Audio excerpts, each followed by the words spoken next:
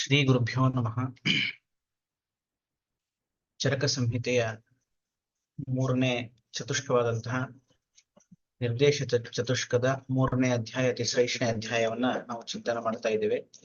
ಇದರಲ್ಲಿ ಮೊದಲಿಗೆ ಮೂರು ಏಷಣಗಳನ್ನ ಪ್ರಾಣೇಷಣ, ಧನೇಷಣ, ಪರಲೋಕೇಷಣ, ಈ ಮೂರು ಏಷಣಗಳ ಬಗ್ಗೆ ನಿರೂಪಣೆಯನ್ನ ಮಾಡ್ತಾ ಇದ್ದಾರೆ.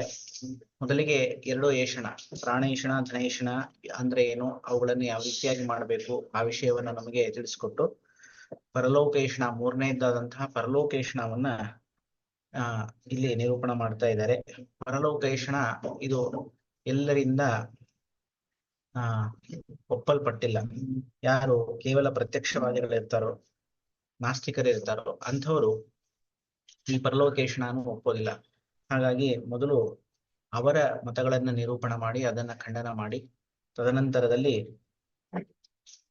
ನಾವು ಎಷ್ಟು ರೀತಿಯ ಪ್ರಮಾಣಗಳನ್ನ ಒಪ್ತೇವೆ ಅಂತ ಹೇಳಿ ಆ 4 ವಿಧವಾದಂತಹ ಪ್ರಮಾಣ, ಪ್ರತ್ಯಕ್ಷ, ಅನುಮಾನ, ಆಪ್ತೋಪದೇಶ ಮತ್ತು ಯುಕ್ತಿ ಅನ್ನುವಂತಹ 4 ಪ್ರಮಾಣಗಳನ್ನ ನಿರೂಪಣೆ ಮಾಡಿ, ಆ ಪ್ರಮಾಣಗಳು ಯಾವ ರೀತಿಯಾಗಿ ಪರಲೋಕವನ್ನ ತಿಳಿಸ್ಕೊಡ್ತವೆ ಅನ್ನೋದನ್ನ ನಿರೂಪಣೆ ಮಾಡ್ತಾ ಇದ್ದಾರೆ.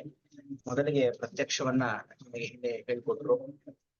ಪ್ರತ್ಯಕ್ಷದಿಂದ ಮೊದಲು ಆಪ್ತೋಪದೇಶ, ಆಪ್ತೋಪದೇಶ, ಆಪ್ತರ ಲಕ್ಷಣ ಮತ್ತೆ ಯಾವ ಆಪ್ತೋಪದೇಶಗಳಿಂದ ನಮಗೆ ಪರಲೋಕ ಸಿದ್ಧಿ ಆಗ್ತದೆ ಅವುಗಳನ್ನ ತಿಳಿಸ್ಕೊಟ್ಟು, ತದನಂತರದಲ್ಲಿ ಪ್ರತ್ಯಕ್ಷವನ್ನ ತಿಳಿಸ್ಕೊಟ್ರು. ಪ್ರತ್ಯಕ್ಷದಿಂದ ನಾವು ಯಾವ ರೀತಿಯಾಗಿ ಅನುಮಾನ ಮಾಡಬಹುದು ಅದನ್ನು ಕೂಡ ತಿಳಿಸ್ಕೊಟ್ರು. ಸೊ ಪ್ರತ್ಯಕ್ಷದಿಂದ ನಾವು ಏನು ತಾಯಿ ತಂದೆಯರಂತೆ ಮಕ್ಕಳು ಇರೋದಿಲ್ಲ, ಸೊ ಮುಂತಾದಂತಹ ಉದಾಹರಣೆಗಳನ್ನ, ಸುಖಾಸುಖ ಆಯುಗಳು, ಆಯುಷ್ಯನ ವೈಷಮ್ಯ, ದಾಸ್ಯ, ಐಶ್ವರ್ಯ ಮುಂತಾದಂತಹ ವಿಷಯಗಳ ಮುಖಾಂತರ ಇಲ್ಲೇನ್ ಮಾಡಿದ್ರು, ಅವರವರ ಕರ್ಮಕ್ಕೆ ಅನುಗುಣವಾಗಿ ಅವರಿಗೆ ಫಲಗಳು ದೊರೀತವೆ ಅಂತ ಹೇಳಿ ಅನುಮಾನ ಮಾಡಬೇಕು ಅಂತ ತಿಳಿಸ್ಕೊಟ್ರು. ಆ ಕರ್ಮಗಳು ಹಿಂದೆ ಮಾಡಿದಂತಹ ಪ್ರಬಲವಾದಂತಹ ದೈವ ಸಂಜ್ಞಕವಾದಂತಹ ಅನುಬಂಧಿಕ ಕರ್ಮ ಇರ್ತದೆ. ಆ ಕರ್ಮಕ್ಕನುಗುಣವಾಗಿ ಅವರಿಗೆ ಫಲಗಳಲ್ಲಿ ವ್ಯತ್ಯಾಸ ಉಂಟಾಗ್ತದೆ ಎಲ್ಲರಿಗೂ, ಅದನ್ನ ತಿಳಿಸ್ಕೊಟ್ಟು, ಇನ್ನ 4ನೇದಾದಂತಹ ಯುಕ್ತಿಯನ್ನ ಬಳಸಿ ಆ ಯುಕ್ತಿಯಿಂದ ಹೇಗೆ ಪರಲೋಕವನ್ನು ನಾವು ತಿಳಿಯಬೇಕು ಅನ್ನುವುದನ್ನ ಈ ಒಂದು ಪ್ರಕರಣದಲ್ಲಿ ನಮಗೆ ತಿಳಿಸ್ಕೊಡ್ತಾ ಇದ್ದಾರೆ. ಯುಕ್ತಿಶ್ಚೇಷ ಷಡ್ಧಾತು ಸಮುದಾಯಾತ್ ಗರ್ಭಜನ್ಮ ಕರ್ತೃಕರಣ ಸಂಯೋಗಾತ್ ಕ್ರಿಯಾ ಕೃತಸ್ಯ ಕರ್ಮಣಃ ಫಲಂ ನ ಅಕೃತಸ್ಯ ನ ಅಂಕರೋತ್ಪತ್ತಿ ಅಬೀಜಾತ್ ಕರ್ಮ ಸದೃಶಂ ಫಲಂ ನಾನ್ಯಸ್ಮಾದ್ ಬೀಜಾತ್ ಅನ್ಯಸ್ಯ ಉತ್ಪತ್ತಿ ಇತಿ ಯುಕ್ತಿ. ಯುಕ್ತಿಯನ್ನ ಯಾವ ರೀತಿಯಾಗಿ ನಾವು ತಿಳಿಯಬೇಕು ಪರಲೋಕದ ವಿಷಯದಲ್ಲಿ, ಯುಕ್ತಿಯನ್ನು ಹೇಗೆ ತಿಳಿಬೇಕು ಅಂದ್ರೆ, ಷಡ್ಧಾತು ಸಮುದಾಯಾತ್ ಗರ್ಭಜನ್ಮ, ಷಡ್ಧಾತುಗಳು ಖಾದೇಶ್ ಚೇತನಾಶಿಷ್ಟಾಹ ಧಾತವಃ ಪುರುಷ ಸಂಜ್ಞಕಃ ಅಂತ ಹೇಳಿದ ಹಾಗೆ ಪಂಚಮಹಾಭೂತಗಳು ಮತ್ತು ಆತ್ಮ ಇವುಗಳ ಸಮುದಾಯದಿಂದ ಗರ್ಭದ ಉತ್ಪತ್ತಿ ಆಗುತ್ತೆ.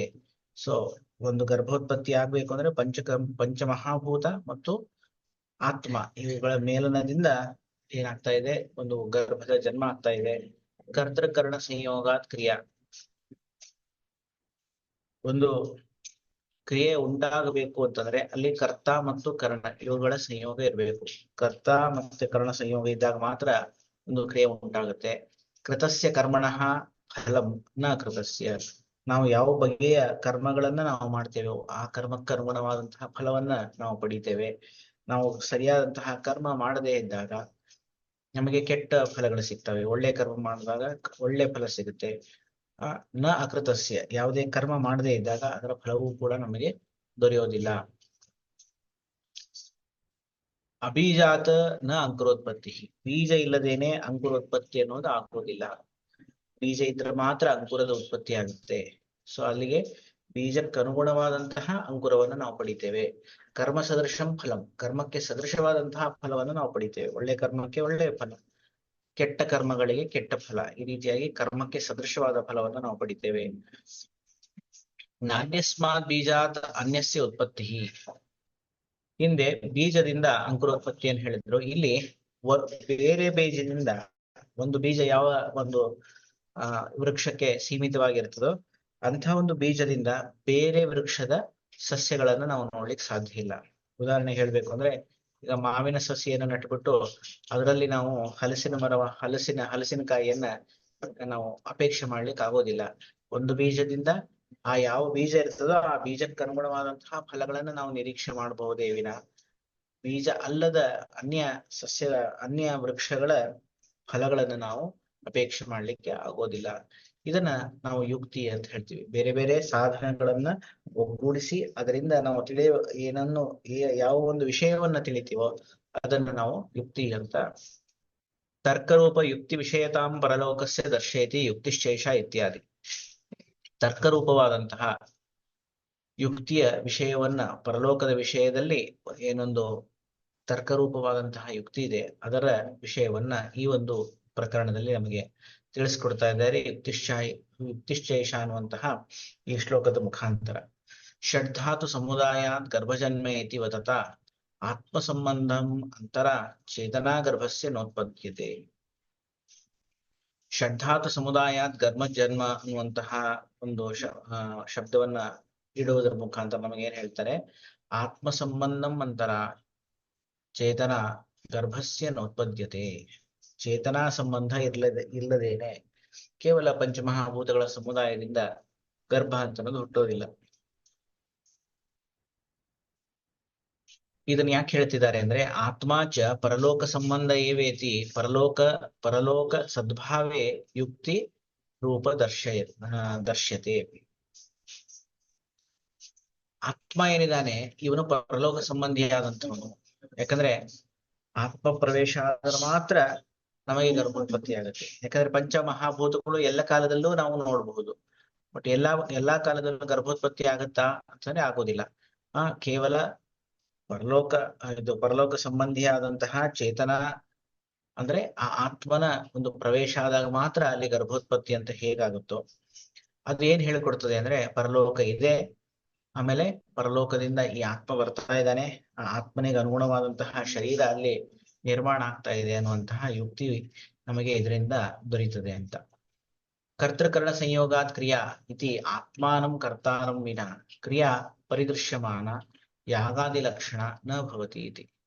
ಇನ್ನು ಎರಡನೇದು ಕರ್ತೃಕರಣ ಸಂಯೋಗಾತ್ ಕ್ರಿಯಾ ಅಂತ ಹೇಳಿದ್ರು. ಕರ್ತ ಮತ್ತೆ ಕರ್ಣ ಇವರ ಸಂಯೋಗದಿಂದ ಒಂದು ಕ್ರಿಯೆ ಉತ್ಪತ್ತಿ ಆಗುತ್ತೆ ಅಂತ. ಇಲ್ಲಿ ಕರ್ತ ಅಂತ ಹೇಳೋದ್ರಿಂದ ಆತ್ಮಾನಂ ಕರ್ತಾರಂ ವಿನ, ಈಗ ಒಬ್ಬ ಚೇತನ ಅಂದ್ರೆ ಚೈತನ್ಯಮಯನಾದಂತಹ ಪುರುಷ ಏನಿದ್ದಾನೆ ಅವನು ಇಲ್ಲದೇನೆ ಅವನು ಕರ್ತ ಆಗಿರ್ತಾನೆ. ಯಾವುದೇ ಒಂದು ಕ್ರಿಯೆಯಲ್ಲಿ ಆತನಿಗೆ ಕರ್ತೃತ್ವ ಇರುತ್ತೆ. ಅವನು ಇಲ್ಲದೇನೆ ಯಾವುದೇ ಒಂದು ಕ್ರಿಯೆ ಅಂತ ಅನ್ನೋದು ಹುಟ್ಟೋದೇ ಇಲ್ಲ. ಅದೇನ್ ಹೇಳ್ತದೆ, ಪರಿದೃಶ್ಯಮಾನ ಯಾಗಾದಿ ಲಕ್ಷಣ. ಸೊ ಇಲ್ಲಿ ಹೇಳ್ತಾ ಇರುವಂತಹದ್ದು ಯಾವ ರೀತಿಯಾದಂತಹ ಕರ್ಮ ಅಂತಂದ್ರೆ, ಈ ವೇದೋಕ್ತವಾದಂತಹ ಯಜ್ಞಗಳೇನಿದೆ, ಯಾಗಾದಿ ರೂಪವಾದಂತಹ ಕರ್ಮಗಳೇನಿದೆ ಅವುಗಳನ್ನ ಇಲ್ಲಿ ತಗೊಳ್ತಾ ಇದ್ದಾರೆ. ಯಾಗಾದಿ ಲಕ್ಷಣ.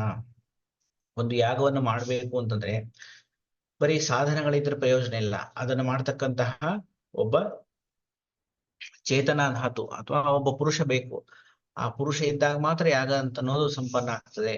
ಹಾಗಾಗಿ ಆ ಪುರುಷ ಇದ್ದಾನೆ ಅಂತಂದ್ರೆ ಏನರ್ಥ, ಅಲ್ಲಿ ಪರಲೋಕ ಸಂಬಂಧಿಯಾದಂತಹ ಪುರುಷ ಅಂತ ಹಿಂದೆ ಹೇಳಿದ್ರು. ಅದನ್ನೇ ನಾವಿಲ್ಲಿ ಇಟ್ಕೊಂಡಾಗ ಪರಲೋಕ ಸಂಬಂಧಿಯಾದಂತಹ ಪುರುಷನಿಂದಲೇ ಯಾಗಾದಿ ರೂಪವಾದಂತಹ ಕರ್ಮಗಳ ಸಂಭವ ಆಗ್ತದೆ ಅಂತ ಹೇಳ್ತಿದ್ದಾರೆ. ಆತ್ಮನಃ ಊಹಂ ದರ್ಶಯತಿ.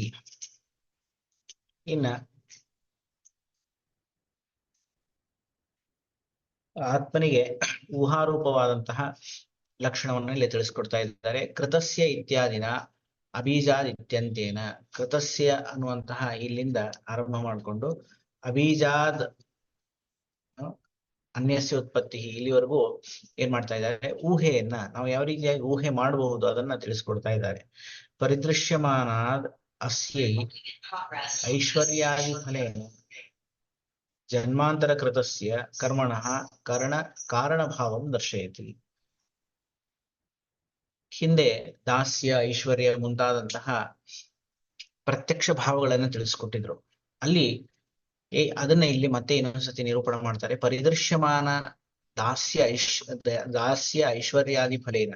ನಮಗೆ ಕಣ್ಣಿಗೆ ಕಾಣತಕ್ಕಂತಹ ದಾಸ್ಯ ಐಶ್ವರ್ಯ ಮುಂತಾದಂತಹ ಫಲಗಳಿಂದ ನಾವೇನ್ ಮಾಡ್ತೀವಿ? ಜನ್ಮಾಂತರ ಕೃತಸ್ಯ ಕರ್ಮಣಃ ಕಾರಣಭಾವಂ ದರ್ಶಯತಿ.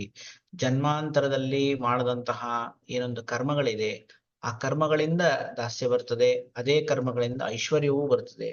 ಒಳ್ಳೆ ಕರ್ಮ ಮಾಡಿದ್ರೆ ಐಶ್ವರ್ಯ ಬರುತ್ತೆ, ಕೆಟ್ಟ ಕರ್ಮ ಮಾಡಿದ್ರೆ ದಾಸ್ಯ ಬರುತ್ತೆ ಅನ್ನುವಂತಹ ವಿಷಯವನ್ನ, ಅಂದ್ರೆ ಆ ಕರ್ಮನೇ ಈ ಒಂದು ಅವನ ದಾಸ್ಯ ಅಥವಾ ಐಶ್ವರ್ಯ ರೂಪವಾದಂತಹ ಫಲ ಏನಿದೆ ಆ ಫಲಕ್ಕೆ ಕಾರಣ ಆಗಿರ್ತದೆ ಅನ್ನುವಂತಹ ವಿಷಯವನ್ನ ಇಲ್ಲಿ ಹೇಳ್ತಾ ಇದ್ದಾರೆ. ಯಾವುದಕ್ಕೆ? ಕೃತಸ್ಯ ಕರ್ಮಣಃ ಫಲಂ ಅನ್ನೋದಕ್ಕೆ ಈ ಒಂದು ವಿವರಣೆಯನ್ನ ಚಕ್ರಪಾಣಿ ಕೊಡ್ತಾರೆ ಇಲ್ಲಿ. ಕರ್ಮ ಸದೃಶಂ ಫಲಂ ಇತಿ, ಇನ್ ಮುಂದೆ ಏನ್ ಹೇಳಿದ್ರು? ಕರ್ಮ ಸದೃಶಂ ಫಲಂ ಅಂತ ಹೇಳಿದ್ರು. ಕರ್ಮಕ್ಕೆ ಅನುಗುಣವಾದಂತಹ ಫಲ ಸಿಗುತ್ತೆ ಅಂತೆ. ಪೂರ್ವಕೃತ ಶುಭ ಕರ್ಮಣಃ ಶುಭಂ ಪುತ್ರ ಧನಾದಿ ಫಲಂ. ಹಿಂದೆ ಮಾಡದಂತಹ ಒಂದು ಶುಭ ಕರ್ಮಕ್ಕೆ ಶುಭ ಫಲವಾದಂತಹ ಪುತ್ರ ಪ್ರಾಪ್ತಿ ಮತ್ತೆ ಧನ ಕನಕಾದಿ ವಸ್ತುಗಳ ಲಾಭ ಏನಿದೆ ಅದು ಹಿಂದೆ ಮಾಡದಂತಹ ಶುಭ ಕರ್ಮದ ಸೂಚನೆಯನ್ನು ನಮಗೆ ಕೊಡುತ್ತದೆ. ಅದೇ ರೀತಿ ದಾರಿದ್ರ್ಯ ಮುಂತಾದಂತಹ ಕಷ್ಟಗಳು ಬಂದಾಗ ಹಿಂದೆ ಮಾಡದಂತಹ ಅಶುಭ ಕರ್ಮದ ಫಲವನ್ನ ನಮಗೆ ತಿಳಿಸ್ಕೊಡ್ತದೆ. ಅತ್ರ ದೃಷ್ಟಾಂತಮಾಹ ನಾಣ್ಯಸ್ಮಾದ್ ಇತ್ಯಾದಿ. ಇದಕ್ಕ ಒಂದು ದೃಷ್ಟಾಂತವನ್ನ ಕೊಡ್ತಾ ಇದ್ದಾರೆ. ನಾಣ್ಯಸ್ಮಾದ್ ಬೀಜಾದ್ ಅನ್ಯಸ್ಯ ಉತ್ಪತ್ತಿ ಅಂತ. ನ ಅನ್ಯ ಬೀಜಾತ್ ಶಾಲಿ ಬೀಜಾತ್ ಅನ್ಯಸ್ಯ ಯವಾಂಕುರಸ್ಯ ಉತ್ಪತ್ತಿ ಇತ್ಯರ್ಥ. ನಾಣ್ಯ ಬೀಜಾತ್, ಒಂದು ಬೇರೆಯ ಬೀಜದಿಂದ ಬೇರೆಯ ಫಲವನ್ನು ನಾವು ಪಡಿಲಿಕ್ಕಾಗೋದಿಲ್ಲ. ಹೇಗೆ ಹೇಳ್ತಾ ಇದ್ದಾರೆ? ಶಾಲಿ ಬೀಜಾತ್ ಅನ್ಯಸ್ಯ ಯವಾಂಕುರಸ್ಯ ಉತ್ಪತ್ತಿ ಇತ್ಯರ್ಥ. ಶಾಲಿ ಬೀಜವನ್ನ ನಾವು ಹಾಕ್ಬಿಟ್ಟು ಭತ್ತವನ್ನ ಬಿತ್ತುಬಿಟ್ಟು ಗೋಧಿ ಬೆಳೆನ ನಾವು ಅಪೇಕ್ಷೆ ಮಾಡ್ಲಿಕ್ಕಾಗುತ್ತಾ? ಇಲ್ಲ. ಯವಾಂಕುರವನ್ನ ಅಪೇಕ್ಷೆ ಮಾಡ್ಲಿಕ್ಕೆ ಬರ್ತದ? ಶಾಲಿ ಬೀಜವನ್ನು ಬಿತ್ಬಿಟ್ಟು? ಇಲ್ಲ. ಅದೇ ರೀತಿಯಾಗಿ ನಾವು ಶಾಲಿಯನ್ನ ಬಿತ್ತಿದಾಗ ಶಾಲಿಯನ್ನೇ ನಾವು ಪಡಿತೇವೆ, ಯವವನ್ನು ಬಿದ್ದಾಗ ಯವನ್ನೇ ಪಡಿತೇವೆ. ಆ ರೀತಿಯಾಗಿ ಯಾವ ಬೀಜವನ್ನು ಬಿತ್ತಿ ಯಾವ ಫಲವನ್ನು ಪಡಿತೀವೋ ಅದೇ ರೀತಿ ಒಳ್ಳೆಯ ಕರ್ಮಗಳನ್ನು ಮಾಡಿದಾಗ ಒಳ್ಳೆಯ ಫಲ, ಕೆಟ್ಟ ಕರ್ಮಗಳನ್ನು ಮಾಡಿದಾಗ ಕೆಟ್ಟ ಫಲಗಳನ್ನ ಪಡಿತೀವಿ ಅಂತ ಯುಕ್ತಿಂ ಉಪಸಂಹರತಿ. ಈ ರೀತಿಯಾಗಿ ನಿರೂಪಣ ಮಾಡಿ ಯುಕ್ತಿಯನ್ನ ಉಪಸಂಹಾರವನ್ನು ಮಾಡ್ತಾರೆ. ಇತಿ ಯುಕ್ತಿ ಅನ್ನುವಂತಹ ಒಂದು ವಾಕ್ಯದ ಮುಖಾಂತರ ಈ ರೀತಿಯಾಗಿ ನಾವು ಯುಕ್ತಿಯನ್ನ ತಿಳಿಯಬೇಕು ಅಥವಾ ಈ ಒಂದು ಪರಲೋಕದ ವಿಷಯದಲ್ಲಿ ಯುಕ್ತಿಯನ್ನ ನಾವು ಅಳವಡಿಸ್ಕೋಬೇಕು ಅಂತ ಹೇಳ್ತಾ ಇದ್ದಾರೆ. ಅತ್ರ ಬಹುವಕ್ತವ್ಯೇ ಪ್ರಮೇಯೇ ತಥಾವಿಧ ಉಪಯೋಗಾಭಾವಾತ್ ವಿಸ್ತರಭಯಾಚ್ಚ ವಿಸ್ತಾರೋ ನ ಕೃತಃ. ಇಲ್ಲಿ ತುಂಬಾ ಹೇಳಲಿಕ್ಕಿದೆ. ಈ ಒಂದು ವಿಷಯದಲ್ಲಿ ತುಂಬಾ ಹೇಳಲಿಕ್ಕಿದ್ರೂ ಕೂಡ ಇದು ಬಹುವಕ್ತವ್ಯೇ ಪ್ರಮೇಯ, ಈ ಪ್ರಮೇಯ ಏನಿದೆ ಆ ಪ್ರಮೇಯ ಕುರಿತಾಗಿ ನಾವು ತುಂಬಾ ಮಾತಾಡಬಹುದು. ಆದ್ರೆ ತಥಾವಿಧ ಉಪಯೋಗಾಭಾವಾತ, ಅಷ್ಟೊಂದು ಮಾತಾಡಿದ್ರು ಕೂಡ ಅದರ ಪ್ರಯೋಜನ ಏನಾದ್ರೂ ಇದೆಯಾ ಇಲ್ಲಿ ಅಂತಂದ್ರೆ, ಎಷ್ಟು ಪ್ರಯೋಜನ ಇದೆ ಅಷ್ಟನ್ನ ಮಾತ್ರ ಇಲ್ಲಿ ನಿರೂಪಣೆ ಮಾಡ್ತಾರೆ. ಉಪಯೋಗಕ್ಕೆ ಬಾರದೇ ಇರತಕ್ಕಂತಹ ವಿಷಯಗಳನ್ನ ಇಲ್ಲಿ ತಗೊಳ್ಳೋದಿಲ್ಲ.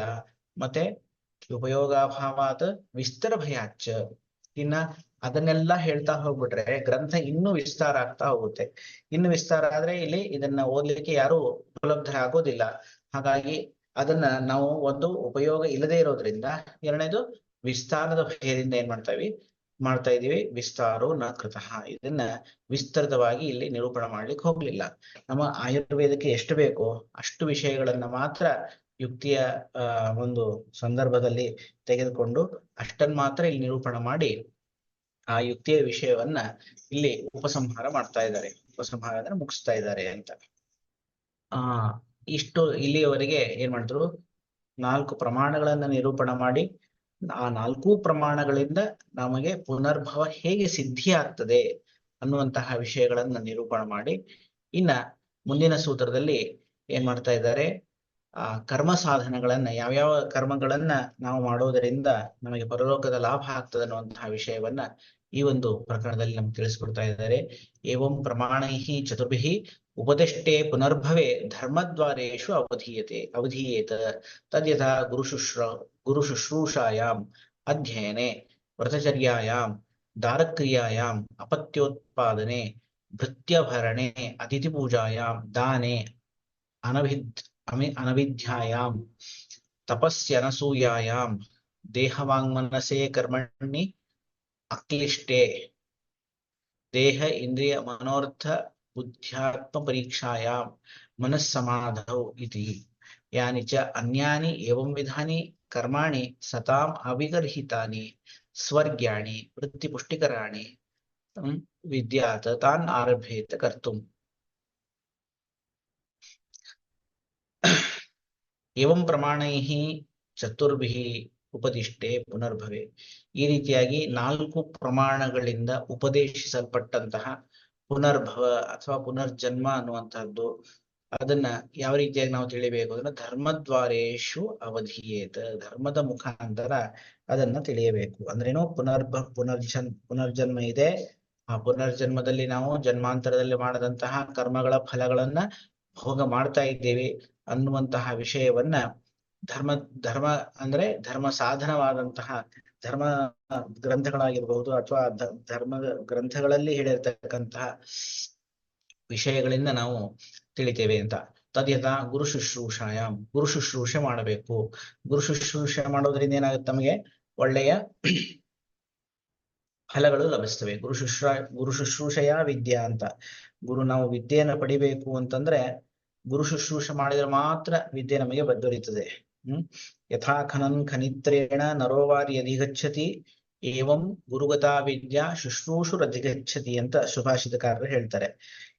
ಯಥಾ ಖನನ್ ಖನಿತ್ರೇಣ, ಯಾವ ರೀತಿಯಾಗಿ ಖನಿತ್ರವಾದಂತಹ ವ್ಯಕ್ತಿ ಅಂದ್ರೆ ಭೂಮಿಯನ್ನ ಅಗೆಯತಕ್ಕಂತಹ ವ್ಯಕ್ತಿ, ಹಾಗೆ ಅಗದಂಗೆ ಅವನಿಗೆ ಹೇಗೆ ನಮ್ಮ ಭೂಮಿಯ ಕೆಳದಲ್ಲಿ ಇದ್ದಂತಹ ನೀರಿನ ಉಪಲಬ್ಧಿ ಅಂತ ಅನ್ನೋದಾಗುತ್ತೆ. ಅದೇ ರೀತಿಯಾಗಿ ಯಾವುದೇ ಒಬ್ಬ ವ್ಯಕ್ತಿ ನಿರಂತರವಾಗಿ ಗುರು ಶುಶ್ರೂಷೆಯನ್ನು ಮಾಡ್ತಾ ಇದ್ರೆ ಅವನಿಗೆ ಒಳ್ಳೆಯ ವಿದ್ಯೆಯ ಪ್ರಾಪ್ತಿ ಆಗ್ತದೆ ಅಂತ ಹೇಳ್ತಾರೆ. ಸೊ ಗುರು ಶುಶ್ರೂಷಾಯಾಮ್ ಅಧ್ಯಯನೆ, ಚೆನ್ನಾಗಿ ಅಧ್ಯಯನ ಮಾಡ್ತಾ ಇದ್ರೆ ಅದರಿಂದ ಒಳ್ಳೆಯ ಫಲಗಳು ದೊರೀತವೆ ಅಂತ. ವ್ರತಚರ್ಯಾಯಾಮ್, ಈ ಚಾಂದ್ರಾಯಣ ಮುಂತಾದಂತಹ ವೃತ್ತಗಳನ್ನ ಆಚರಣೆ ಮಾಡುವಂತಹದ್ದು. ದಾರಕ್ರಿಯಾಯಾಮ್ ಅಪತ್ಯೋತ್ಪಾದನೆ, ಈ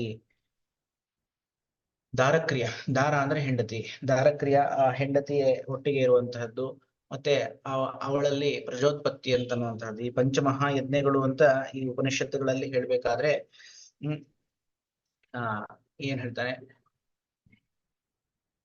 ಈ ಪ್ರಜೋತ್ಪತ್ತಿ ಅನ್ನೋದು ಕೂಡ ಒಂದು ಯಜ್ಞ ಸ್ವರೂಪದಲ್ಲಿ ಅಲ್ಲಿ ಹೇಳ್ತಾರೆ ಉಪನಿಷತ್ತಿನಲ್ಲಿ.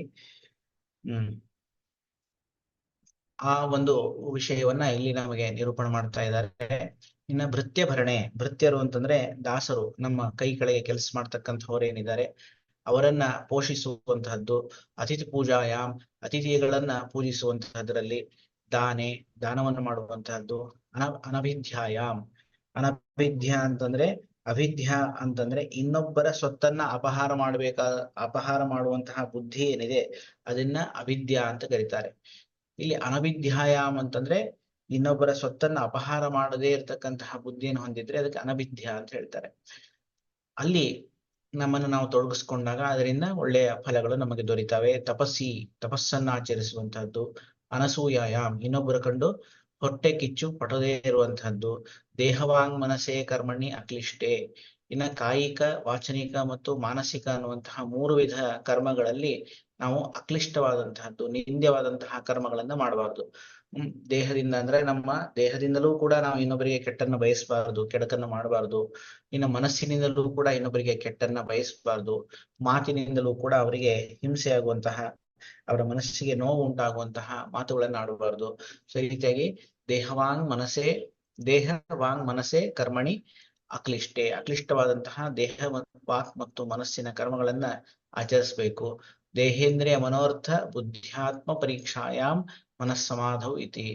ಇನ್ನ ದೇಹ, ಇಂದ್ರಿಯ, ಮನಸ್ಸು, ಮನೋರ್ಥಗಳು, ದೇಹ, ಇಂದ್ರಿಯ, ಮನಸ್ಸಿನ ಅರ್ಥಗಳು, ಬುದ್ಧಿ ಮತ್ತು ಆತ್ಮ, ಇವುಗಳ ಪರೀಕ್ಷೆಯನ್ನ ಅವಾಗವಾಗ ನಾವು ಮಾಡ್ತಾ ಇರಬೇಕು.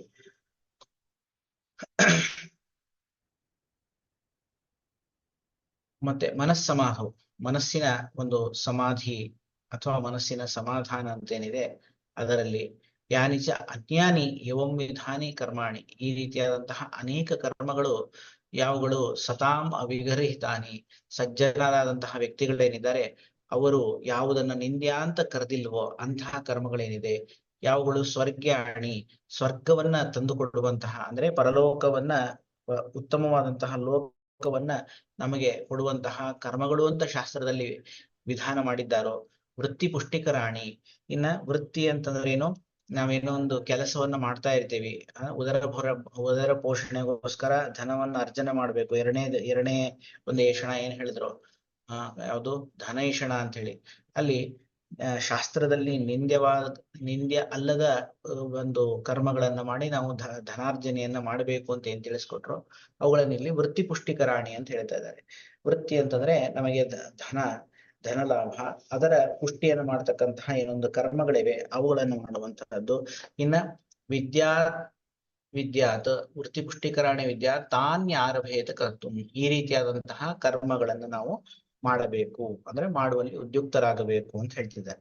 ಅಂದ್ರೆ ಇಲ್ಲಿ ಏನೇನು ಗುರು ಶುಶ್ರೂಷೆಯಿಂದ ಆರಂಭ ಮಾಡಿಕೊಂಡು ವೃತ್ತಿ ಪುಷ್ಟಿಕರವಾದಂತಹ ಕರ್ಮಗಳು ಏನೇನು ಹೇಳಿದ್ರು ಇಲ್ಲಿ, ವ್ರತಚರ್ಯ ಆಗಿರ್ಬೋದು, ಪ್ರಜೋತ್ಪತ್ತಿ ಆಗಿರ್ಬೋದು, ಆಮೇಲೆ ಭೃತ್ಯಭರಣ ಆಗಿರಬಹುದು, ಅತಿಥಿ ಪೂಜಾ, ದಾನ ಮಾಡುವಂತಹದ್ದು, ಅಸೂಯೆ, ಇನ್ನೊಬ್ಬರ ಸೊತ್ತನ್ನ ಅಪಹಾರ ಮಾಡುವಂತಹ ಬುದ್ಧಿಯನ್ನು ಬೆಳೆಸ್ಕೊಳ್ಳದೆ ಇರುವಂತಹದ್ದು, ತಪಸ್ಸು, ಅನಸೂಯ, ಇಷ್ಟೆಲ್ಲ ಕರ್ಮಗಳನ್ನ ಇಲ್ಲೇನು ವಿಸ್ತಾರವಾಗಿ ಹೇಳಿದ್ರು ಅಂತಹ ಒಂದು ಕರ್ಮಗಳನ್ನ ಇಷ್ಟು ಮತ್ತೆ ಇದಕ್ಕೆ ಹೊರತುಪಡಿಸಿ ಇನ್ನು ಬೇರೆ ಯಾವುದಾದ್ರೂ ಕರ್ಮಗಳು ಯಾವುದು ಸಜ್ಜನರಿಂದ ನಿಂದಿಸಲ್ಪಟ್ಟಿಲ್ಲ ಮತ್ತು ಯಾವುದು ಶಾಸ್ತ್ರ ವಿರೋಧಿ ಆಗಿಲ್ಲ ಅಂತಹ ಕರ್ಮಗಳನ್ನ, ಮತ್ತೆ ಯಾವ ಹೇಗಿರ್ಬೇಕು, ಸ್ವರ್ಗ್ಯಾಣಿ, ಸ್ವರ್ಗ ಮುಂತಾದಂತಹ ಉತ್ತಮ ಲೋಕಗಳನ್ನ ಕೊಡತಕ್ಕಂತಹ ಕರ್ಮಗಳಿದ್ದಾವೆ, ಅವುಗಳನ್ನ ನಾವು ಮಾಡಬೇಕು ಅಂತ ಇಲ್ಲಿ ಹೇಳ್ತಾ ಇದ್ದಾರೆ.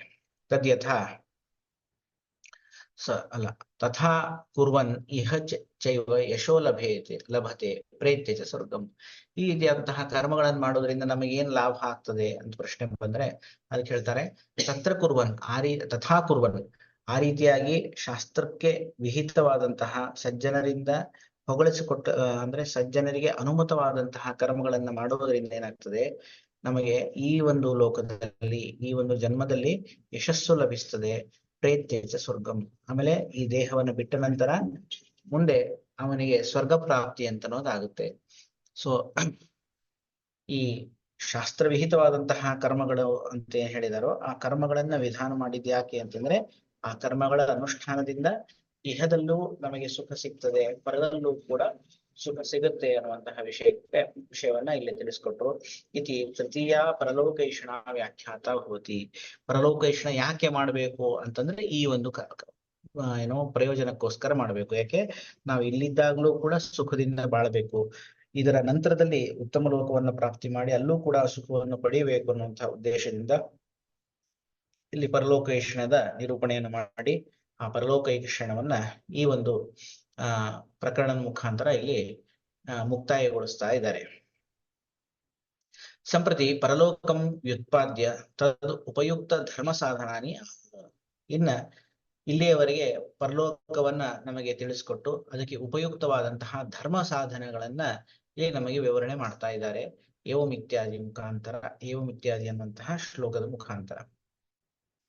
ಧರ್ಮದ್ವಾರೇಶು ಧರ್ಮ ಸಾಧನ ದ್ವಾರೇಶು ಧರ್ಮದ್ವಾರೇಶ್ವೇವ ಅವಧೀಯೇತ ಅಂತ ಹೇಳಿದ್ರಲ್ಲ, ಇಲ್ಲಿ ಧರ್ಮ ದ್ವಾರೇಶು ಅಂದ್ರೆ ಏನು, ಆ ಶಬ್ದಕ್ಕೆ ಅರ್ಥ ಏನು ಅಂತಂದ್ರೆ ಧರ್ಮ ಸಾಧನ ದ್ವಾರೇಶು, ಧರ್ಮ ಸಾಧನಗಳು ಯಾವ್ದಿದೆಯೋ ಆ ಧರ್ಮಗಳ ಸಾಧನದಿಂದ ನಾವು ತಿಳಿಯಬೇಕು ಅಂತ.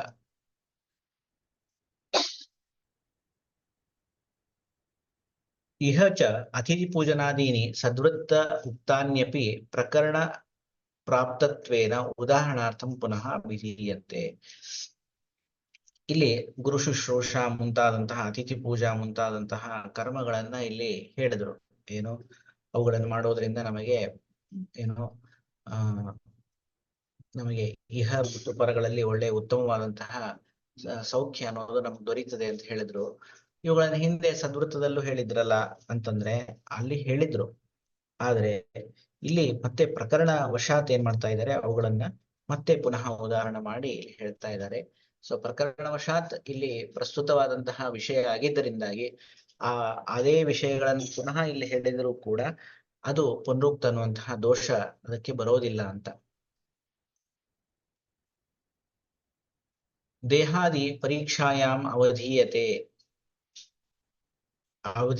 ಇತಿ ವಚನಾತ್ ಅವಧಾನೋಪದರ್ಶನೇನ ದೇಹಾದೀನಾಂ ಕ್ಷಯಿತ್ವಾದಿ ಧರ್ಮ ನಿರೂಪಣೇನ ಉಪಜಾಯಮಾನಾಂ ಮತಿಂ ವಿಷಯಾನ್ ಅಭಿಷಂಗಂ ಚ ಜಾಯಮಾನಂ ಇಚ್ಛಂತಿ.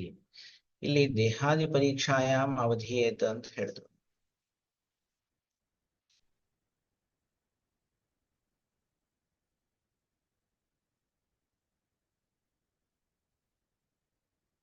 ಇಲ್ಲಿ ಅವಧಿಯೇತ ಅಂತ ಇಲ್ಲಿ ಹೇಳಿದ್ದಾರೆ.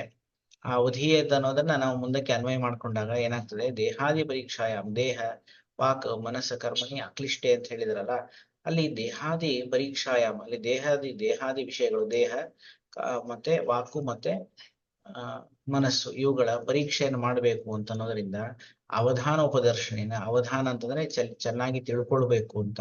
ಆ ಚೆನ್ನಾಗಿ ತಿಳ್ಕೊಳ್ಬೇಕು ಅನ್ನೋ ಶಬ್ದದಿಂದ ಏನ್ ಹೇಳ್ತದೆ ಅಂದ್ರೆ, ದೇಹಾದಿನಂ ಕ್ಷಯಿತ್ವಾದಿ ಧರ್ಮ ನಿರೂಪಣೇನ ಉಪಜಯಮಾನ ಮತಿಂ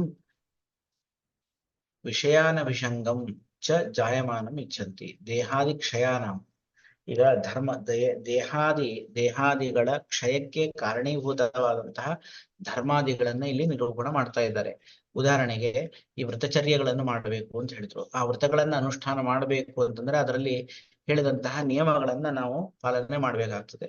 ಈಗ ಚಾಂದ್ರಾಯಣ ವ್ರತ ಮಾಡ್ಬೇಕು ಅಂದ್ರೆ ಅಲ್ಲಿ ಅದು ಶುಕ್ಲ ಪಕ್ಷದ ಪ್ರತಿಪದದಿಂದ ಶುರು ಮಾಡಿಕೊಂಡು ನೆಕ್ಸ್ಟ್ ಕೃಷ್ಣ ಪಕ್ಷದ ಹುಣ್ಣಿಮೆಯವರೆಗೂ ಏನಾಗ್ತದೆ, ಪ್ರತಿ ದಿವಸ ಒಂದೊಂದು ತುತ್ತನ್ನ ನಾವು ಏರಿಸ್ತಾ ಹೋಗ್ತೀವಿ. ಮತ್ತೆ ಹುಣ್ಣಿಮೆಯಿಂದ ಆರಂಭ ಮಾಡಿ ಅಮಾವಾಸ್ಯದವರೆಗೆ ಆ ಒಂದೊಂದು ತುತ್ತನ್ನ ಕಡಿಮೆ ಮಾಡ್ತಾ ಬರ್ತೀವಿ. ಸೊ ಇಡೀ ದಿನದಲ್ಲಿ ಒಂದು ತುತ್ತು ಊಟ ಮಾಡ್ಕೊಂಡಿರ್ಬೇಕು. ಸೊ ಈ ರೀತಿಯಾದಂತಹ ಒಂದು ಕ್ಲಿಷ್ಟಕರವಾದಂತಹ ಧರ್ಮಗಳನ್ನು ಅನುಷ್ಠಾನ ಮಾಡೋದ್ರಿಂದ ಏನಾಗ್ತದೆ ಅಂತಂದ್ರೆ ದೇಹಾದಿಗಳು ಕ್ಷಯ ಆಗುವಂತಹ ಸಂಭವ ಇರ್ತದೆ. ಆ ರೀತಿಯಾಗಿ ಮಾಡಿದಾಗ ಏನಾಗ್ತದೆ ಅಂತಂದ್ರೆ ಧರ್ಮ ನಿರೂಪಣೆನ ಉಪಜಾಯಮಾನ ಮತಿಂ ವಿಷಯ ಅನಭಿಷಂಗಂ ಚ ಜಾಯಮಾನಂ ಇಚ್ಛಂತಿ. ಈ ರೀತಿಯಾಗಿ ನಾವು ಮಾಡಿದಾಗ ಏನಾಗ್ತದೆ ಅಂದ್ರೆ ಮತಿ ಅಂದ್ರೆ ಬುದ್ಧಿ, ಆ ಧರ್ಮಗಳನ್ನ ಅನುಷ್ಠಾನ ಮಾಡಿದಾಗ ಹುಟ್ಟುವಂತಹ ಏನೊಂದು ಬುದ್ಧಿ ಇದೆ, ಅದು ವಿಷಯ ಅನಭಿಷಂಗವಾದಂತಹ ಬುದ್ಧಿ ಇರ್ತದೆ. ಅಂದ್ರೆ ಏನು, ಈಗ ಮನುಷ್ಯನಿಗೆ ವಿಷಯ ಲೋಲುಪತೆ ಇರ್ತದೆ. ಬಲವಾನ್ ಇಂದ್ರಿಯ ಗ್ರಾಮ ವಿದ್ವಾಂಸಮಪಿ ಕರ್ಷತಿ ಅಂತ ಹೇಳ್ತಾರೆ. ಅಂದ್ರೆ ನಮ್ಮ ಇಂದ್ರಿಯಗಳು ಎಷ್ಟು ಪ್ರಬಲವಾಗಿರ್ತವೆ ಅಂತಂದ್ರೆ ಎಂಥ ಬುದ್ಧಿವಂತನಾದಂತಹ ವ್ಯಕ್ತಿ ಆಗಿರಬಹುದು, ಎಂಥ ವಿದ್ವಾಂಸನೇ ಆಗಿರಬಹುದು, ಅವನನ್ನು ಕೂಡ ಎಳೆದು ಬಿಡ್ತವೆ ಅಂತ. ಅಂದ್ರೆ ಅವನನ್ನು ಕೂಡ ಆ ವಿಷಯಗಳಲ್ಲಿ ಮಗ್ನನನ್ನಾಗಿ ಮಾಡುವ ಹಾಗೆ ಮಾಡ್ತವೆ. ಆದ್ರೆ ಅದೇ ನೀವು ಈ ರೀತಿಯಾದಂತಹ ಧರ್ಮಶಾಸ್ತ್ರದಲ್ಲಿ ನಿರೂಪಣ ಮಾಡಿದಂತಹ ಈ ವ್ರತಗಳನ್ನ ಆಚರಣೆ ಮಾಡೋದ್ರಿಂದ ಏನಾಗ್ತದಂದ್ರೆ ಅವನ ಮತಿ ಶುದ್ಧವಾಗಿ ಅವನು ವಿಷಯಗಳಲ್ಲಿ ರಾಗವನ್ನ ಕಳೆದುಕೊಳ್ತಾನೆ ಅಂತ ಹೇಳ್ತಿದ್ದಾರೆ. ಆ ವಿಷಯವನ್ನ ಅನುಭವಿಸ್ಬೇಕು ಅನ್ನುವಂತಹ ಏನೊಂದು ಇಚ್ಛೆ, ಪ್ರಬಲವಾದ ಇಚ್ಛೆ ಇರ್ತದೆ, ಅದರಲ್ಲಿ ಅವನು ಆ ಒಂದು ವಿಷಯದಲ್ಲಿ ತನ್ನ ಮನಸ್ಸನ್ನ ನಿಗ್ರಹ ಮಾಡ್ಕೊಳ್ಳಿಕ್ಕೆ ಅವನಿಗೆ ಸಾಧ್ಯ ಆಗ್ತದೆ ಅಂತ. ವಿಷಯೇಶು ಪ್ರಸಕ್ತಿ ಮನಸ್ಸೋ ವಾರಯಿತ್ವ ಆತ್ಮನಿ ಸಮಾಧಾನಂ ಮನಸ್ಸಮಾಧಿ. ಇನ್ನ ಮನಸ್ಸಮಾಧಿ ಅಂತ ಹೇಳಿದ್ರು. ಮನಸ್ಸಮಾಧಿ ಅಂದ್ರೆ ಏನು, ವಿಷಯೇಶು ಪ್ರಸಕ್ತಿ ಮನಸಃ ವಿಷಯೇಶು ಪ್ರಸಕ್ತಿ. ಮನಸ್ಸು ಏನ್ ಮಾಡ್ತದೆ, ತನ್ನ ವಿಷಯಗಳಲ್ಲಿ, ಈ ವಿಷಯಗಳಂದ್ರೆ ಯಾವುದು, ಶಬ್ದ ಸ್ಪರ್ಶ ರೂಪ ರಸಗಂಧಗಳೇನಿವೆ, ಆ ಎಲ್ಲ ವಿಷಯಗಳಲ್ಲಿ ಅದು ಪ್ರವೃತ್ತ ಆಗ್ತಾ ಇರ್ತದೆ. ಅಲ್ಲಿ ಹೋಗುವಂತಹ ವಿಷಯವನ್ನ ಏನ್ ಮಾಡಬೇಕು ನಾವು, ಅದನ್ನ ವಾರಯಿತ್ವ, ಅದನ್ನ ಕಂಟ್ರೋಲ್ ಮಾಡ್ಬಿಟ್ಟು ಎಲ್ಲಿ ತೊಡಗಿಸ್ಕೋಬೇಕು ನಮ್ಮನ್ನ ಅಂತಂದ್ರೆ ಧರ್ಮದ ವಿಷಯಗಳಲ್ಲಿ ಅದನ್ನ ತೊಡಗಿಸ್ಕೊಂಡು ನಮ್ಮ ಮನಸ್ಸನ್ನ ಸಮಾಧಾನ ಮಾಡುವಂತಹದ್ದೇನಿದೆ ಅದನ್ನೇ ಮನಸ್ಸಮಾಧಿ ಅಂತ ಕರೆದ್ರು. ಅತ್ರ ಚ ಸರ್ವತ್ರ ಅವಧೀಯೇತ ಇತಿ ಸಂಬಂಧ. ಇಲ್ಲಿ ಅವಧೀಯೇತ ಅಂತ ಹೇಳಿ ಏನೊಂದು ಕ್ರಿಯಾಪದವನ್ನ ಪ್ರಯೋಗ ಮಾಡಿದ್ದಾರೆ, ಅದನ್ನ ಪ್ರತಿಯೊಂದರ ನಂತರ ಹೇಳ್ಕೋಬೇಕು. ಅಂದ್ರೆ ಗುರು ಶುಶ್ರೂಷಾಯಾಮ್ ಅವಧೀಯೇತ, ಆಮೇಲೆ ಅಧ್ಯಯನೇ ಅವಧೀಯೇತ, ವ್ರತಚರ್ಯಾಯಾಮ್ ಅವಧೀಯೇತ ಅಂತ ಪ್ರತಿಯೊಂದರ ನಂತರದಲ್ಲೂ ಕೂಡ ಅವಧೀಯೇತ ಅನ್ನುವಂತಹ ಈ ಒಂದು ಶಬ್ದವನ್ನ ಅನ್ವಯ ಮಾಡ್ಕೋಬೇಕು ಅಂತ ಹೇಳ್ತಾ ಇದ್ದಾರೆ. ಸ್ವರ್ಗ್ಯಾಣಿ ಸ್ವರ್ಗ ಹಿತಾನಿ ಸ್ವರ್ಗಕರಾಣಿ ಇತಿ ಯಾವತ್ತು. ಸ್ವರ್ಗ್ಯ ಅಂತ ಹೇಳಿದ್ರು. ಏನು, ಸ್ವರ್ಗ್ಯಾಣಿ ಅಂತ ಹೇಳಿದ್ರು. ಸತಾಂ ಅವಿಗರ್ಹಿತಾನಿ ಸ್ವರ್ಗ್ಯಾಣಿ ಅಂತ. ಸ್ವರ್ಗ ಶಬ್ದಕ್ಕೇನು, ಸ್ವರ್ಗ ಅನ್ನುವಂತಹ ಶಬ್ದಕ್ಕೆ ಅರ್ಥ ಏನು ಅಂದ್ರೆ ಸ್ವರ್ಗಹಿತಾನಿ, ಸ್ವರ್ಗವನ್ನ ಪಡೆಯಲಿಕ್ಕೆ ಹಿತಕರವಾದಂತಹವುಗಳು. ಸ್ವರ್ಗಕರಾಣೀತಿ ಯಾವತ್ತು, ಸ್ವರ್ಗವನ್ನ ಉಂಟು ಮಾಡತಕ್ಕಂಥವುಗಳು ಎಂತಹ ಕರ್ಮಗಳಿದೆ ಅವುಗಳು ಅಂತ ಅರ್ಥ. ಯಾವ ಕರ್ಮಗಳ ಅನುಷ್ಠಾನದಿಂದ ಸ್ವರ್ಗ ಪ್ರಾಪ್ತಿಯಾಗುತ್ತೋ ಅವುಗಳು ಅಂತ, ಅವುಗಳನ್ನ ಸ್ವರ್ಗ ಅಂತ ಕರೆದ್ರು. ಇನ್ನ ವೃತ್ತೇಹೇ ಧನಸ್ಯ ಪುಷ್ಟಿ ವೃತ್ತಿ ಪುಷ್ಟಿ. ಇಲ್ಲಿ ಮುಂದೆ ವೃತ್ತಿ ಪುಷ್ಟೀಕರಣೆ ಅಂತ ಹೇಳಿದ್ರು. ವೃತ್ತಿ ಪುಷ್ಟಿ ಅಂತಂದ್ರೆ ಏನು? ವೃತ್ತಿ ಅಂತಂದ್ರೆ ಧನ. ಆ ಧನವನ್ನ ಪೋಷಣೆ ಮಾಡತಕ್ಕಂಥವು ಯಾವ್ಯಾವ ಅವುಗಳು ಅಂತ. ವೃತ್ತೇಹೇ ಧನಸ್ಯ, ವೃತ್ತಿ ಅಂದ್ರೆ ಧನ. ಆ ಧನದ ಪುಷ್ಟಿಯನ್ನು ಯಾವುದು ಉಂಟು ಮಾಡ್ತಾವೋ ಅವುಗಳನ್ನ ವೃತ್ತಿ ಪುಷ್ಟೀಕರಣಿ ಅಂತ ಕರೆದ್ರು. ಧರ್ಮೈಷಣಾಯಾಂಚ ವೃತ್ತಿ ಪುಷ್ಟಿಕರಾಭಿಧಾನ ಧರ್ಮಹೇತೂನಾ ವೃತ್ತಿಹೇತ್ವ ವಿರೋಧೇನ ಆಚರಣ ಉಪದೇಶಾರ್ಥಂ. ಇಲ್ಲಿ ವಿಷಯ ಯಾವ್ದು ನಡೀತಾ ಇದೆ ಅಂತಂದ್ರೆ, ಇಲ್ಲಿ ನಾವು ಧನೈಷಣ ಕುರಿತಾಗಿ ನಾವು ಮಾತಾಡ್ತಾ ಇಲ್ಲ. ನಾವು ಇಲ್ಲಿ ಏನ್ ಮಾಡ್ತಾ ಇದ್ದೀವಿ, ಇಲ್ಲಿ ಪರಲೋಕೈಷಣವನ್ನ ಕುರಿತು ನಾವು ಮಾತಾಡ್ತಾ ಇದ್ದೀವಿ. ಅಂದ್ರೆ ಪರಲೋಕವನ್ನ ಹೇಗೆ ಪಡೆಯಬೇಕು ಅನ್ನುವಂತಹ ವಿಷಯವನ್ನು ನಾವು ಇಲ್ಲಿ ಮಾತಾಡ್ತಾ ಇದ್ದೀವಿ. ಇಲ್ಲಿ ಯಾಕೆ ಈ ಒಂದು ವಿಷಯ ಬಂತು ಅಂತ ಅಂದ್ರೆ, ಧನೈಷಣ ವಿಷಯವನ್ನ ಇಲ್ಲಿ ಯಾಕೆ ಹೇಳ್ತಿದ್ದಾರೆ ಅಂತಂದ್ರೆ, ಅದಕ್ಕೇನ್ ಹೇಳಿದ್ರು, ಧರ್ಮೈಷಣಾಯಾಮ್, ಧರ್ಮೈಷಣ ಅನ್ನುವಂತಹ ಅಥವಾ ಪರಲೋಕೇಶಣ ಅನ್ನುವಂತಹ ಒಂದು ವಿಷಯದಲ್ಲಿ ವೃತ್ತಿ ಪುಷ್ಟಿಕರ ವಿಧಾನಂ, ವೃತ್ತಿ ಪುಷ್ಟಿ ಅಂದ್ರೆ ಧನವನ್ನು ಪುಷ್ಟಿ ಮಾಡ್ತಕ್ಕಂತಹ ಕರ್ಮಗಳನ್ನ ಇಲ್ಲಿ ವಿಧಾನ ಮಾಡುವುದು ಯಾವ್ದಕ್ಕೋಸ್ಕರ ಅಂತಂದ್ರೆ, ಧರ್ಮಹೇತೂನಾಂ ವೃತ್ತಿ ಹೇತು ಅವಿರೋಧಿ. ಈಗ ಧರ್ಮವನ್ನು ಮಾಡಬೇಕು ಅಂತ ನಾವು ಮನಸ್ಸನ್ನ ಮಾಡಿರ್ತೀವಿ, ಆದ್ರೆ ನಾವು ವೃತ್ತಿ ಎಂತಾದ್ ಮಾಡ್ತಿರ್ತೀವಿ ಅಂದ್ರೆ ಧರ್ಮಕ್ಕೆ ವಿರೋಧಿಯಾದಂತಹ ವೃತ್ತಿಯನ್ನು ಮಾಡಿ ನಾವು ಏನು ಆ ದುಡ್ಡನ್ನು ಸಂಪಾದನೆ ಮಾಡ್ತಾ ಇರ್ತೀವಿ. ಅಂಥ ಒಂದು ಏನಂತಾರೆ, ಅಂತಹ ಒಂದು ಕರ್ಮಗಳನ್ನ ನಾವು ಮಾಡಬಾರ್ದು. ನಮ್ಮ ಕರ್ಮ ಹೇಗಿರ್ಬೇಕು ಅಂದ್ರೆ ಧರ್ಮಕ್ಕೆ ಅವಿರೋಧಿಯಾಗಿರ್ಬೇಕು. ಅದಕ್ಕೆ ಅಷ್ಟಾಂಗ ಹೃದಯದಲ್ಲಿ ಹೇಳ್ತಾರೆ, ತ್ರಿವರ್ಗ ಶೂನ್ಯಂ ನಾರಂ ಅಂತ. ತ್ರಿವರ್ಗಗಳು ಅಂದ್ರೆ ಯಾವುದು? ಧರ್ಮಾರ್ಥ ಕಾಮಗಳು. ಇವುಗಳಿಗೆ ವಿರುದ್ಧವಲ್ಲದ ಕರ್ಮಗಳನ್ನ ನಾವು ಮಾಡಬೇಕು. ಅಂದ್ರೆ ನಮಗೆ ಅರ್ಥ ಲಾಭ ಆಗ್ಬೇಕು ಅಂದ್ರೆ ಆ ಅರ್ಥ ಹೇಗಿರ್ಬೇಕು ಅಂದ್ರೆ ಧರ್ಮಕ್ಕೆ ವಿರೋಧಿಯಲ್ಲದ ಕರ್ಮಗಳಿಂದ ನಮಗೆ ಧನ ಲಾಭ ಆಗ್ಬೇಕು. ಅಂತಹ ಒಂದು ಕರ್ಮಗಳನ್ನ ಆಚರಿಸಬೇಕು ಅಂತ ಹೇಳ್ತಾರೆ. ಧರ್ಮ ಹೇತೂನಾಂ ವೃತ್ತಿ ಹೇತು ಅವಿರೋಧಾನಾಂ, ವೃತ್ತಿ ಅವಿರೋಧಿ, ಧರ್ಮ ಹೇತುವಿಗೆ ವಿರೋಧಿಯಾಗಿರುವಂತಹದ್ದು. ಅಂತಹ ವೃತ್ತಿ ಹೇತುಗಳನ್ನ ಆ ವಿರೋಧೇನ ಆಚರಣ ಉಪದೇಶಾರ್ಥ. ವೃತ್ತಿ ಹೇತು ಅವಿರೋಧೇನ, ವೃತ್ತಿ ಹೇತುಗಳೇನಿದೆ ಧರ್ಮ ಹೇತುಗಳಿಗೆ ಅವಿರುದ್ಧವಾದಂತಹ ಕರ್ಮಗಳನ್ನು ಮುಖಾಂತರ ನಾವು ಧನಾರ್ಜನೆಯನ್ನ ಮಾಡಬೇಕು ಅಂತೇಳಿ ತಿಳಿಸ್ಕೊಟ್ರು. ಯಶೋ ಲಭತೆ ಧಾರ್ಮಿಕೋ ಯಂ ಇತ್ಯೇವಂ ಆದಿ ಖ್ಯಾತಿ ರೂಪಕಂ. ಯಶೋ ಲಭತೆ ಅಂತಿದೆ, ಕುರ್ವನ್ನಿಹ ಚೈವ ಯಶೋ ಲಭತೆ ಅಂತ ಹೇಳಿದ್ರು. ಆ ಯಶಸ್ಸು ಅಂತಂದ್ರೆ ಯಾವುದು ಅಂತಂದ್ರೆ ಧಾರ್ಮಿಕೋ ಯಂ ಇತ್ಯೇವಂ ಆದಿ ಖ್ಯಾತಿ ರೂಪಂ. ಈ ವ್ಯಕ್ತಿ ಧಾರ್ಮಿಕನಾಗಿದ್ದಾನೆ ಅನ್ನುವಂತಹ, ಅಂದ್ರೆ ಧರ್ಮಕ್ಕೆ ಅವಿರುದ್ಧವಾದಂತಹ ಕರ್ಮಗಳನ್ನು ಮಾಡಿ ಧರ್ಮವನ್ನ ಸಂಪಾದನೆ ಮಾಡಿ ಅದರಿಂದ ಏನಾಗ್ತದೆ, ಈ ರೀತಿಯಾದಂತಹ ಶಾಸ್ತ್ರೋಕ್ತವಾದಂತಹ ಕರ್ಮಗಳ ಅನುಷ್ಠಾನದಿಂದ ಈ ವ್ಯಕ್ತಿ ಧಾರ್ಮಿಕನಾಗಿದ್ದಾನೆ, ಇವನು ಒಳ್ಳೆಯವನು ಅಂತ ಹೇಳಿ ಆ ಕೀರ್ತಿಯನ್ನ ಲೋಕದಲ್ಲಿ ಪಡಿತಾನೆ ಅಂತ. ಪರಲೋಕೈಷಣ ತೃತೀಯ ಏವ. ಇಲ್ಲಿ ಪರಲೋಕೈಷಣ ಅನ್ನುವಂತಹದ್ದೇನಿದೆ ಈ ಏಷಣದಲ್ಲಿ ಮೂರನೇದ್ದೇ ಇದು. ಯಾಕೆ ಮೊದಲು ಪ್ರಾಣೈಷಣ ಹೇಳಿದ್ರು, ನಂತರ ಧನೈಷಣ ಹೇಳಿದ್ರು, ಕೊನೆಯದಾಗಿ ಪರಲೋಕೈಷಣ ಹೇಳ್ತಾ ಇದ್ದಾರೆ. ಸೊ ಮೂರು ಏಷಣಗಳನ್ನ ಕ್ರಮವಾಗಿ ಹೇಳಿದಾಗ ಏನಾಗುತ್ತೆ, ಮೊದಲು ಪ್ರಾಣೈಷಣ, ನಂತರ ಧನೈಷಣ, ತದನಂತರದಲ್ಲಿ ಪರಲೋಕೈಷಣ ಮೂರನೇದ್ದು ಅಂತ ನಮಗೆ ತಿಳಿತದೆ. ಹಾಗಿದ್ರೂ ಕೂಡ ಇತಿ ತೃತೀಯ ಪರಲೋಕೈಷಣ ಅಂತ ಹೇಳಿ ಅಲ್ಲಿ ತೃತೀಯ ಅನ್ನುವಂತಹ ಶಬ್ದ ಪ್ರಯೋಗವನ್ನು ಮಾಡ್ತಾ ಇದ್ದಾರೆ.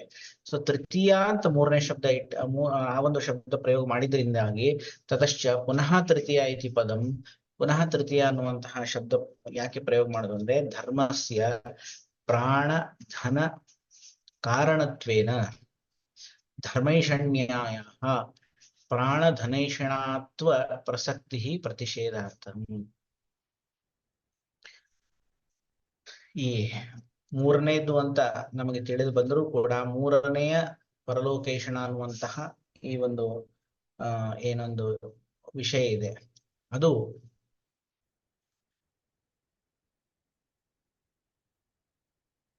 ಅಂದ್ರೆ ಮೂರನೇದ್ದು ಅಂತ ಯಾಕೆ ಹೇಳಿದ್ದಾರೆ ಅಂದ್ರೆ ಧರ್ಮಸ್ಯ ಪ್ರಾಣಧನ ಕಾರಣತ್ವೇನ. ಈ ಧರ್ಮ ಏನಿದೆ ಅದು ಪ್ರಾಣೈಷಣ ಮತ್ತು ಧನೈಷಣ ಅಂದ್ರೆ ಪ್ರಾಣಕ್ಕೂ ಧನಕ್ಕೂ ಕಾರಣೀಭೂತವಾದಂತಹದ್ದು. ಧರ್ಮ ಇದ್ದಾಗ ನಮಗೇನಾಗ್ತದೆ, ಪ್ರಾಣ ರಕ್ಷಣೆಯೂ ಆಗ್ತದೆ, ಧರ್ಮ ಇದ್ದಾಗ ಧನ ಲಾಭವೂ ಕೂಡ ಆಗ್ತದೆ. ಸೊ ಅದರಿಂದಾಗಿ ಆ ಇದು ಧರ್ಮೈಷಣ ಅನ್ನುವಂತ ಏನಿದೆ ಅದು ಪ್ರಾಣಕ್ಕೂ ಧನಕ್ಕೂ ಕಾರಣ ಆಗಿರುವುದರಿಂದಾಗಿ ಧರ್ಮೈಷಣ್ಯಾಯ, ಈ ಧರ್ಮೈಷಣ ಅಂತ ಅನ್ನೋದು ಧನೈಷಣಾತ್ವ ಪ್ರಸಕ್ತಿ ಪ್ರತಿಷೇಧಾರ್ಥ. ಹಂಗಿದ್ದರೆ ಈ ಮೂರನೇದು ಧರ್ಮೇಷಣ ಅಂತ ಏನಿದೆ ಅದು ಪ್ರಾಣೇಷಣ ಧನೇಷಣ ಎರಡರೊಳಗೂ ಅಂತರ್ಭಾವ ಆಗಿ ಹೋಗ್ಬಿಡ್ಲಿ, ಮೂರನೇದು ಬೇಕಾಗಿಲ್ಲ, ಯಾಕಂದ್ರೆ ಅದರಿಂದಲೇನೆ ಇವೆರಡರ ಸಂಪಾದನೆ ಆಗೋದ್ರಿಂದಾಗಿ ಅದನ್ನ ಮೂರನೇದು ಅಂತ ಇಟ್ಕೊಳಿಕ್ ಹೋಗೋ ಅವಶ್ಯಕತೆನೇ ಇಲ್ಲ. ಅದನ್ನ ಇದರಲ್ಲೇ ಅಂತರ್ಭಾವ ಮಾಡ್ರಿ ಅನ್ನುವಂತಹ ಒಂದು ಪ್ರಶ್ನೆ ಬಂದ್ರೆ ಇಲ್ಲ, ಈ ರೀತಿಯಾಗಿ ಮಾಡ್ಲಿಕ್ಕೆ ಬರೋದಿಲ್ಲ. ಯಾಕಂದ್ರೆ ಈ ಧರ್ಮೇಷಣ ಅನ್ನೋದು ಪೂರ್ಣ ಇದೇನಾಗಿದೆ ಭಿನ್ನವಾದಂತಹ ಒಂದು ಏಷಣ ಆಗಿರೋದ್ರಿಂದಾಗಿ ಇದನ್ನ ಪ್ರಾಣೇಷಣ ಧನೇಷಣ ಎರಡಕ್ಕೂ ಕಾರಣೀಭೂತ ಆಗಿದ್ದರೂ ಕೂಡ ಇದು ಭಿನ್ನವಾದಂತಹ ಒಂದು ಕರ್ಮ ಅಂತ ಹೇಳಿ ಬೇರೆ ಮೂರನೇದ್ದು ಅಂತ ಈ ಎರಡರಿಂದ ಭಿನ್ನ ಅಂತ ತಿಳಿಸುವುದಕ್ಕೋಸ್ಕರ ಏನ್ ಮಾಡ್ತಾ ಇದ್ದಾರೆ ಇಲ್ಲಿ ತೃತೀಯ ಅನ್ನುವಂತಹ ಶಬ್ದವನ್ನು ಪ್ರಯೋಗ ಮಾಡಿ ಆ ಎರಡರಿಂದ ಇದು ಭಿನ್ನವಾದದ್ದು ಅಂತ ನಮಗೆ ಇಲ್ಲಿ ತಿಳಿಸ್ಕೊಟ್ಟಿದ್ದಾರೆ. ಸೊ ಇಷ್ಟು ಇಲ್ಲಿಯವರೆಗೆ ಈ ಮೂರು ಏಷಣಗಳ ಬಗ್ಗೆ ಕುರಿತಾದಂತಹ ವಿವರಣೆಯನ್ನ ಇಲ್ಲಿಗೆ ಮುಗಿಸಿ ಮತ್ತೆ ಇನ್ನ ಮುಂದಿನ ಪ್ರಕರಣದಲ್ಲಿ ಮೂರರ ಗುಂಪನ್ನ ಏಳು ಮೂರರ ಗುಂಪನ್ನ ನಮಗೆ ಇಲ್ಲಿ ತಿಳಿಸ್ಕೊಡ್ತಾ ಹೋಗ್ತಾರೆ. ಅಥ ಖಲು ತ್ರಯ ಉಪಸ್ತಂಭಾಃ ತ್ರಿವಿಧಂ ಬಲಂ ತ್ರಿಣ್ಯಾಯತನಾನಿ ತ್ರಯೋ ರೋಗಮಾರ್ಗಾಃ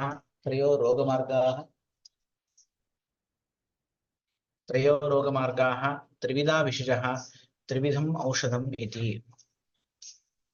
ಇಲ್ಲಿ ಅಥ ಖಲು ಅಥ ಅನ್ನುವಂತಹ ಶಬ್ದದಿಂದ ಆ ಪ್ರಕರಣವನ್ನು ಮುಗಿಸಿ ತದನಂತರದಲ್ಲಿ ಮತ್ತೊಂದು ಹೊಸ ಪ್ರಕರಣವನ್ನ ಇಲ್ಲಿ ಪ್ರಾರಂಭ ಮಾಡ್ತಾ ಇರೋದ್ರಿಂದಾಗಿ ಅಥ ಅನ್ನುವಂತಹ ಶಬ್ದವನ್ನ ಇಲ್ಲಿ ಪ್ರಯೋಗ ಮಾಡ್ತಾರೆ. ಅಥ ಶಬ್ದಕ್ಕೆ ಆನಂತರ್ಯ ಅಂತ ಅರ್ಥ ಇದೆ, ಅಥ ಶಬ್ದಕ್ಕೆ ಮಂಗಲ ಅಂತ ಅರ್ಥ ಇದೆ. ಇದ್ರ ಬಗ್ಗೆ ನಾವು ಮೊದಲನೇ ಅಧ್ಯಾಯದಲ್ಲಿ ವಿಸ್ತಾರವಾಗಿ ತಿಳ್ಕೊಂಡಿದ್ದೀವಿ. ಅಥ ಆನಂತರ್ಯೆ ಅಂತಂದ್ರೆ ಏನು, ಹಿಂದೆ ಒಂದು ಈ ಪ್ರಾಣೇಷಣ ಧನೇಷಣ ಪರಲೋಕೇಷಣಗಳನ್ನು ತಿಳಿದ ನಂತರದಲ್ಲಿ ಅಂತ ಆನಂತರ ಅರ್ಥದಲ್ಲಿ ಒಂದು.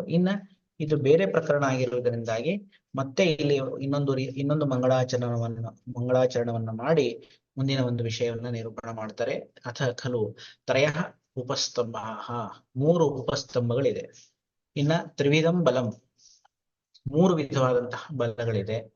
ತ್ರೀಣಿ ಆಯತನಾನಿ, ಮೂರು ಅಧಿಷ್ಠಾನಗಳಿದೆ. ತ್ರಯೋ ರೋಗಾಃ, ಮೂರು ಬಗೆಯ ವ್ಯಾಧಿಗಳಿವೆ. ತ್ರಯೋ ರೋಗಮಾರ್ಗ, ಆ ರೋಗದ ಮಾರ್ಗಗಳು ಮೂರಾಗಿವೆ. ತ್ರಿವಿಧಾ ವಿಶಜಃ, ಮೂರು ಬಗೆಯ ವೈದ್ಯರಿದ್ದಾರೆ. ತ್ರಿವಿಧಂ ಔಷಧಂ, ಮೂರು ಬಗೆಯ ಔಷಧಿಗಳಿವೆ. ಈ ರೀತಿಯಾಗಿ ಏಳು ಗುಂಪನ್ನ ಇಲ್ಲಿ ನಿರೂಪಣ ಮಾಡಿದ್ದಾರೆ. ಯಾವ್ಯಾವುದು ಅಂತ ಹೇಳಿ ಮತ್ತೆ ಮುಂದೆ ಅದನ್ನು ವಿಸ್ತಾರವಾಗಿ ಹೇಳ್ತಾರೆ. ಇದಕ್ಕೆ ಚಕ್ರಪಾಣಿಯ ವ್ಯಾಖ್ಯಾನ, ಸಂಪ್ರತಿ ತ್ರಿಸಂಖ್ಯಾವಚ್ಛಿನ್ನ ಉಪೋದ್ಘಾತೇನ ಅನ್ಯಾನಪಿ ತ್ರಿಸಂಖ್ಯಾವಚ್ಛಿನ್ನಾನಿ ಸ್ವಸ್ಥಾತುರಹಿತತ್ವೇನೈಹ ವಕ್ತವ್ಯಾನಿ ಆಹ. ಹಿಂದೆ ತಿಸ್ರೈಷಣ ಅಂತ ಹೇಳಿ ಈ ಒಂದು ಅಧ್ಯಾಯವನ್ನ ಏನು ನಾಮಕರಣ ಮಾಡಿದ್ರು, ಅಲ್ಲಿ ಮೂರು ಏಷಣಗಳನ್ನ ಹೇಳಿದ್ರು ನಮ್ಗೆ. ಆ ಮೂರು ಏಷಣಗಳನ್ನ ಪ್ರತಿಪಾದನೆ ಮಾಡಿ ಆದ ನಂತರ ಸ್ವಸ್ಥಾತರ ಹಿತತ್ವೇನ, ಸ್ವಸ್ಥ ಮತ್ತು ಆತುರ, ಸ್ವಸ್ಥ ಮತ್ತು ರೋಗಿ, ಇವರಿಬ್ಬರಿಗೆ ಹಿತಕರವಾದಂತಹ ಮೂರು ಸಂಖ್ಯೆಯನ್ನು ಒಳಗೊಂಡಂತಹ ಇನ್ನು ಬೇರೆ ಬೇರೆ ಯಾವ್ಯಾವ ವಿಭಾಗಗಳಿವೆ, ಯಾವ ವಿಷಯಗಳಿವೆ, ಅವುಗಳನ್ನ ಇಲ್ಲಿ ನಿರೂಪಣ ಮಾಡಲಿಕ್ಕೆ ಶುರು ಮಾಡಿದ್ದಾರೆ. ತ್ರಯೋಪಸ್ತಂಭ ಮುಂದಂತಹ ಅಥ ಖಲು ಅನ್ನುವಂತಹ ಈ ಒಂದು ಗದ್ಯ ಭಾಗದಿಂದ ಶುರು ಮಾಡಿದ್ದಾರೆ. ಪ್ರಥಮಂ ಉಪಸ್ತಂಭ ಅಭಿಧೀಯಂತೆ. ಮೊದಲಿಗೆ ಏನ್ ಮಾಡ್ತಾ ಇದ್ದಾರೆ ಇಲ್ಲಿ, ಮೊದಲು ಉಪಸ್ತಂಭಗಳನ್ನ ಹೇಳ್ತಾ ಇದ್ದಾರೆ. ಉಪಸ್ತಂಭಗಳನ್ನ ಯಾಕೆ ಮೊದಲು ಹೇಳ್ಬೇಕು, ಮೊದಲು ಬೇರೆ ಏನೋ ಹೇಳ್ಬೋದಾಗಿತ್ತಲ್ಲ ಅಂತಂದ್ರೆ, ಮೂಲಭೂತ ಶರೀರ ಧಾರಕತ್ವೇನ, ಶರೀರದ ಧಾರಣೆಯಲ್ಲಿ ಇವುಗಳೇನಾಗಿವೆ, ಮೂಲಭೂತವಾದಂತಹ ವಿಷಯಗಳಾಗಿವೆ. ಶರೀರ ಧಾರಣೆ ಆಗಬೇಕು ಅಂದ್ರೆ ಇವುಗಳಿಂದಲೇನೆ ಧಾರಣೆ ಆಗ್ಬೇಕು. ಆದ್ದರಿಂದಾಗಿ ಅವುಗಳನ್ನ ಮೊದಲಿಗೆ ನಿರೂಪಣ ಮಾಡಿದ್ರು. ತದನು ಅದಕ್ಕೆ ನಂತರದಲ್ಲಿ ಏನ್ ಮಾಡಿದ್ರು, ಬಲಂ ಉಪಸ್ತಂಭ ಆಹಾರಾದಿ ಜನ್ಯತ್ವಾತ್. ಈ ಉಪಸ್ತಂಭ ಏನಾಗ್ಬೇಕು ಅಂತಂದ್ರೆ, ಅದು ನಿಂತ್ಕೋಬೇಕು ಅಂತಂದ್ರೆ ಬಲ ಬೇಕು ಶರೀರಕ್ಕೆ, ಹೌದಾ? ಆ ಬಲ ಹೇಗೆ ದೊರೀತದಂದ್ರೆ ಆಹಾರ ಜನ್ಯವಾದಂತಹದ್ದು ಬಲ ಆಗಿದೆ. ಯಾಕಂದ್ರೆ ಈ ಉಪಸ್ತಂಭದಲ್ಲಿ ಆಹಾರ ನಿದ್ರಾ ಬ್ರಹ್ಮಚರ್ಯ ಅಂತ ಹೇಳ್ತಾರೆ, ಮೂರು ತ್ರಯೋಪಸ್ತಂಭಗಳನ್ನು ಹೇಳ್ತಾರೆ. ಇದರಿಂದ ನಮಗೆ ಏನ್ ದೊರೀತದೆ, ಬಲ ದೊರೀತದೆ. ಆದ್ದರಿಂದಾಗಿ ಉಪಸ್ತಂಭದ ನಂತರ ಏನ್ ಮಾಡಿದ್ರು, ಬಲವನ್ನು ನಿರೂಪಣ ಮಾಡಿದ್ರು. ತದನು ರೋಗಾಯತನಾನಿ, ಬಲ ವಿರೋಧ ಕರ್ತೃತ್ವೇನ. ಈ ಬಲಕ್ಕೆ ವಿರೋಧಿ ಭಾವಗಳು ಉಂಟಾದಾಗ ಏನಾಗುತ್ತೆ, ಅಲ್ಲಿ ರೋಗೋತ್ಪತ್ತಿ ಆಗತ್ತೆ. ಆದ್ದರಿಂದಾಗಿ ಬಲದ ನಂತರ ಏನ್ ಮಾಡಿದ್ರು, ರೋಗವನ್ನ ತಿಳಿಸ್ಕೊಟ್ರು.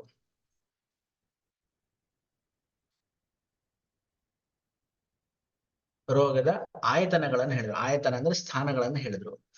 ಆ ಆಯತದ ನಂತರ ಏನಾಯ್ತು, ಆ ರೋಗಗಳನ್ನು ಹೇಳಿದ್ರು. ಮೊದಲು ರೋಗ ಸ್ಥಾನ ಹೇಳಿ ನಂತರದಲ್ಲಿ ರೋಗ ಹೇಳಿದ್ರು. ಯಾಕ ಆ ರೋಗ ಸ್ಥಾನಗಳಲ್ಲಿ ರೋಗೋತ್ಪತ್ತಿ ಆಗೋದರಿಂದಾಗಿ ಆ ರೋಗಗಳನ್ನು ಹೇಳಿದ್ರು. ಇನ್ನ ತದನು ಮಾರ್ಗ ಜ್ಞಾನಂ, ಈ ಮಾರ್ಗ, ಈ ರೋಗೋತ್ಪತ್ತಿ ಆದ್ಮೇಲೆ ಆ ಯಾವ ಮಾರ್ಗದನ್ನ ಅನುಸಾರಿಯಾದಂತಹ ರೋಗಗಳಿವು ಅಂತ ತಿಳಿಬೇಕಲ್ಲ. ಸೊ ಅದಕ್ಕೆ ಏನ್ ಮಾಡಿದ್ರು, ರೋಗ ಯಾವ ಮಾರ್ಗದಲ್ಲಿ ಇದೆ ಅನ್ನುವಂಥದ್ದನ್ನು ತಿಳಿಯೋದಕ್ಕೋಸ್ಕರ ಆ ಮಾರ್ಗಗಳನ್ನು ಉಪದೇಶ ಮಾಡಿದ್ರು. ಸುವಿನ್ಯಸ್ತಮೇವ ತದನು ರೋಗ ಪ್ರತಿಷೇಧಾರ್ಥಂ ಪ್ರಧಾನ ಕಾರಣ ವೈದ್ಯಾಭಿಧಾನಂ. ಇನ್ನ ರೋಗವನ್ನ ರೋಗದ ಆಯತನ, ರೋಗದ ಅಧಿಷ್ಠಾನ ತಿಳಿದ್ವಿ, ರೋಗಗಳು ಯಾವ್ದು ಅಂತ ಹೇಳಿದ್ವಿ, ರೋಗ ಯಾವ ಮಾರ್ಗದಲ್ಲಿದೆ ಅಂತ ಹೇಳಿದ್ಮೇಲೆ ಆ ರೋಗವನ್ನ ಶಮನ ಮಾಡುವುದಕ್ಕೋಸ್ಕರ ಯಾರು ಬೇಕು ಅಂದ್ರೆ ಭಿಷಕ್ ಬೇಕು. ಆದ್ದರಿಂದಾಗಿ ತದನಂತರದಲ್ಲಿ ಭಿಷಕ್ನನ್ನ ಇಲ್ಲಿ ಪ್ರತಿಪಾದನೆ ಮಾಡಿ ಪ್ರಧಾನ ಕಾರಣ ವೈದ್ಯಾಭಿಧಾನ, ಈ ರೋಗದ ಪ್ರತಿಷೇಧದಲ್ಲಿ ಪ್ರಧಾನ ಕಾರಣಭೂತನಾದಂತಹ ವೈದ್ಯನನ್ನ ತಿಳಿಸಿಕೊಟ್ಟು ತದುಪಕರಣತ್ವೇನ ವೈಷಜ್ಯಂ, ಅವ ಹೇಗೆ ಆ ರೋಗಗಳನ್ನ ಶಮನ ಮಾಡ್ತಾನೆ ಅಂತಂದ್ರೆ ಅವನಿಗೆ ಸಾಧನವಾದಂತಹ ಭೇಷಜದ ಸಹಾಯದಿಂದ ಅವನೇನ್ ಮಾಡ್ತಾನೆ, ಈ ರೋಗಗಳನ್ನ ಉಪಶಮನ ಮಾಡ್ತಾನೆ. ಹಾಗಾಗಿ ವೈದ್ಯನ ನಂತರ ಏನ್ ಮಾಡಿದ್ರು, ಈ ಔಷಧಿಗಳನ್ನ ಇಲ್ಲಿ ನಿರೂಪಣ ಮಾಡ್ತಾ ಇದ್ದಾರೆ. ಸೊ ಒಟ್ಟಾರೆ ಯಾಕೆ ಈ ಒಂದು ಕ್ರಮವನ್ನು ಅನುಸರಿಸಿದ್ದಾರೆ ಅನ್ನುವಂತಹ ವಿಷಯವನ್ನ ಚಕ್ರಪಾಣಿ ಇಲ್ಲಿ ಸುಂದರವಾಗಿ ನಮಗೆ ತಿಳಿಸ್ಕೊಟ್ಟಿದ್ದಾರೆ. ಈ ಒಂದೊಂದು ವಿಷಯಗಳನ್ನ ಮತ್ತೆ ವಿಸ್ತಾರವಾಗಿ ಮುಂದಿನ ಒಂದು ಪಠಣದಲ್ಲಿ ತಿಳಿಯೋಣ. ಎಲ್ಲರಿಗೂ ನಮಸ್ಕಾರ. ಈ ದಿನ ನಾವು ಈ ಒಂದು ಅಧ್ಯಾಯದ ಮೊದಲನೇ ಪ್ರಕರಣವನ್ನ ನಾವು ಮುಕ್ತಾಯಗೊಳಿಸಿದ್ವಿ.